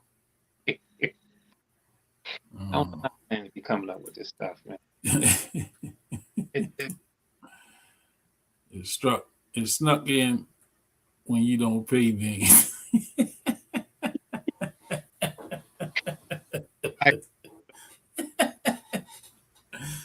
Oh man, it's like the comedy hour now. Thank everybody for watching though. But hey, if you're watching on YouTube, make sure you hit that subscribe button. And if you're watching on Facebook, make sure you hit that share and like and comment and everything. So the show got derailed right from the beginning. I had a whole thing about the NFL draft not the draft, the NFL free agency and all of that stuff. And then we learned very quickly in the show that the Max Crosby deal was nixed. That the Baltimore Ravens backed out of the deal because Max Crosby did not pass a physical. So now he's back with the Raiders, and we don't know what's going to happen now. Gina Clay, appreciate you as always. Absolutely. Thank you for tuning in. Yeah. You enjoy the rest of your evening. Come back next week. And bring some cookies with you, too. Yeah. Yeah. Gina Clay always had the good snacks at work. Okay. Yeah, she had all the good snacks. Her cubicle always had the good snacks. And she had a refrigerator in her cube, had the good drinks, too. She would have some juice in there sometimes. Did the DGS go down when all y'all, I'm sure they did. I'm sure it's not nothing like it was when we were there. Yeah. I'm sure they don't have the fun that we had. Right. I'm sure of that. we had a hell of a crew. Yeah. Yeah, I'm sure they missed y'all. Yeah, some of the conversations that was going on back there where we was at, my supervisors used to call us the Four Corners. Is that right? Four of us, had cubes, right? Two on that side of the hall, two on this side of the hall, right across from each other. And Landon was on the other side, but he could hear everything. So when something ain't right, you can hear him over there like, damn.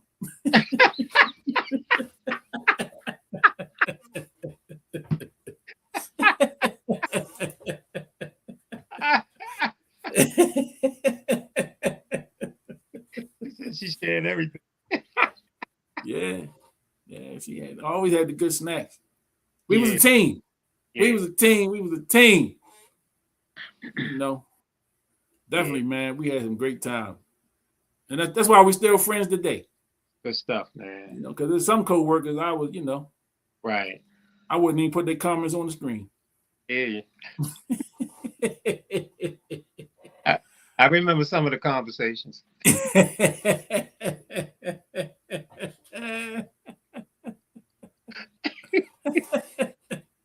I remember. Look, here he go. He was working while we were there. Okay. Okay. Yeah, okay. Okay. Especially after divorce. Look, leave that alone. Leave that alone. We need some details, man. What's going on? Nah, we had to talk about that off air.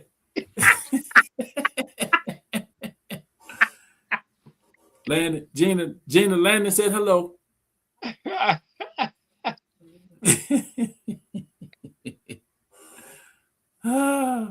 Oh Oh man. my God. We're gonna have to all get together. And we can tell some of these stories off the line. We can tell them in person better. Right. Yeah.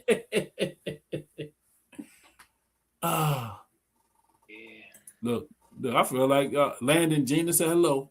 I'm relaying messages and whatnot.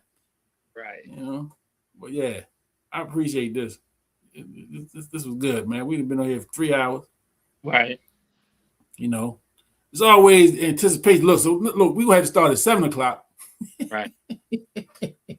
Always that flow, man. Flow face and it get good. Yeah. But it was a good sports night. It was good, man. You know, a lot of action. Yeah. A lot of breaking news and Got some good input from some folks as usual. 83 points were scored in an NBA game by A'ja Wilson's boyfriend. Right. Bam. I'm not gonna try to butcher his name. Bam. Yeah, him. Yeah. Wow. Look. He said, "Wait, Herman Bakery closing? What? A staple in Dundalk. Is that right? Yeah, Herman's Bakery closing, huh? That's first I heard of that. Been there for decades. Yeah, right. Remember, it used to be right next to House of Neptunes. Right. Exactly. You know, now that's taking it back. Did they move it? No, it's still the same place. Yeah, right. Yeah. Yeah, Herman's still in the same place. Right. Neptune next to it. House of Neptune right next to it. Little shack looking spot. Yep. You had to be there. You had to be there. You had to be there to know. Some people just come on out and drive past Ross's to get the Neptune to get their Yes, sir. A'ja Wilson's boyfriend is appropriate. That's what we're gonna call him. Right. That's what we're gonna call him. Hey, we call Russell Wilson Sierra's husband. Sierra's husband. Yeah. You know? Right. Why not? Right. And they was open 103 years. Wow. Damn. Wow. I got Herman ain't around no more, huh? Safe to say that it was there before we were around. yeah, pretty sure. Is. Wow. But I'm assuming Herman ain't here. Yeah. I'm assuming he not gonna be here for the closing. Yeah, I would imagine Herman checked out some time ago. My guess. Yeah. What a name. Is it any more Hermans? Herman the Monster, remember that? The Monster. I mean, like any new people named Herman around. Herman's a dead name. That's a dead name. You know, names die. Names die. Yeah. I really have a problem with some out here who got some names that are gone and they still want to name the kid a junior. Yeah. Herman Edwards. Yeah. Herman is old though. Yeah, he old. Now, did he name his son Herman? Do he got any boys? Herman Edwards? I don't know. Hope it ain't no. Is it any Hermans under 30? Huh? Is any Hermans under 30 years old? Right. That's a big question. That's a good question because that's a dead name. That's a dead name. Herman. Wow. You just never know where we're gonna go. Yeah, you don't know. I mean, with the names, they change and everything, you know. And you know, it's funny, man, when you name your children. I named all my children, and I wanted to give them names that I figured that they would be happy with growing up. Yeah. Right.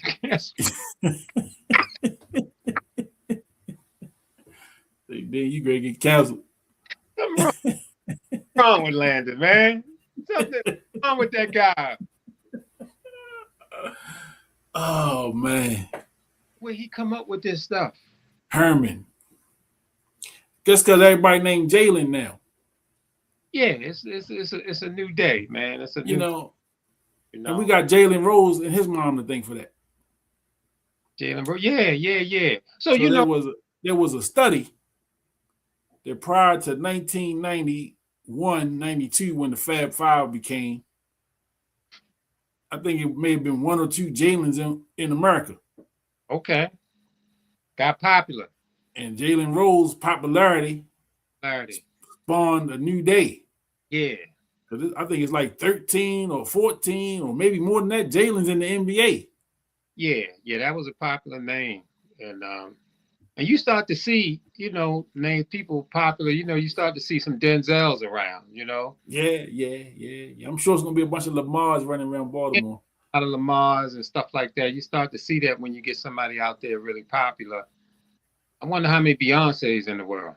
Yeah, I'm sure there's a few of those. Yeah. Here in Baltimore there was a lot of Brooks. Yeah. A lot of Brooks running around back in the 70s, 60s.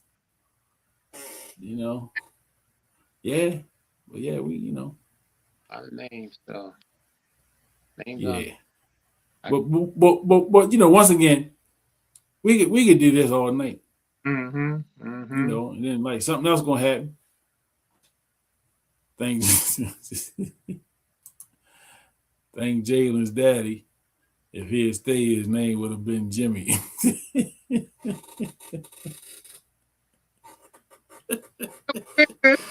Was what, Jimmy Walker?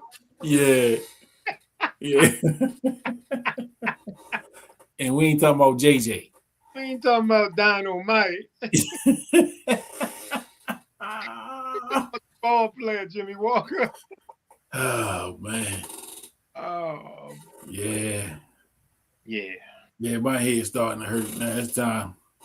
I've been laughing a little too much this last couple minutes. But man, everybody that's been tuned in, man, I appreciate y'all for hanging in with us. Man, if you watch it on YouTube, make sure y'all hit that subscribe button. If you're on Facebook, hit the share button. We gotta start sharing this thing out, man. Hit the share button, man. It ain't gonna kill you. It ain't gonna hurt you to hit that share button. Bam hit 36 free throws. Wow. Damn. Wow. That's tough, man. 36 points right there. That's tough. AJ, take care of that man tonight. Oh, yeah. Take care of that man tonight, AJ. He deserves it. He deserves your best. Yeah, he got some more free stuff coming tonight. Sure. Yes, indeed. Well, it's been a blast. As usual. We mixed it up. We definitely mixed it up tonight. Yeah. A lot going on in NFL, and I'm sure when we come back, it's going to be a lot more to talk about. Yeah, hold tight on that. There's going to be some more activity, and keep an eye on them Ravens. This whole Max Crosby deal, what the Ravens going to do. Eric DeCosta, we already told y'all, he on the hot seat as far as we concerned, and see what happens in the next couple of days. I'm sure it's going to be some activity. Yes, indeed. So, my brother Landon, peace and blessings. Yes, sir. Peace and blessings to everybody else out there tuned in. Yes, indeed. Because we ready to tune out. But y'all hold tight, because like you say, man, it's NFL free agency. It's a lot moving, a lot going on. Oh yeah. So it's definitely gonna be some movement in Ravens land. Yes. With the guys that we lost, especially Linderbaum. Gonna have to be some things done. So we about to see. So y'all buckle up. Hold on tight, man. I know y'all fans, Ravens fans, been a little antsy, man, with the defections from free agency, but hey, that's part of the game. But it's time now to we gotta see. Eric DeCosta got to earn that money. You gonna have to earn that money now, buddy. Now you gonna have to show us. Yes, sir. You know what I'm saying? That you are who they say you are. And there's a lot of people who Sundays depend on you.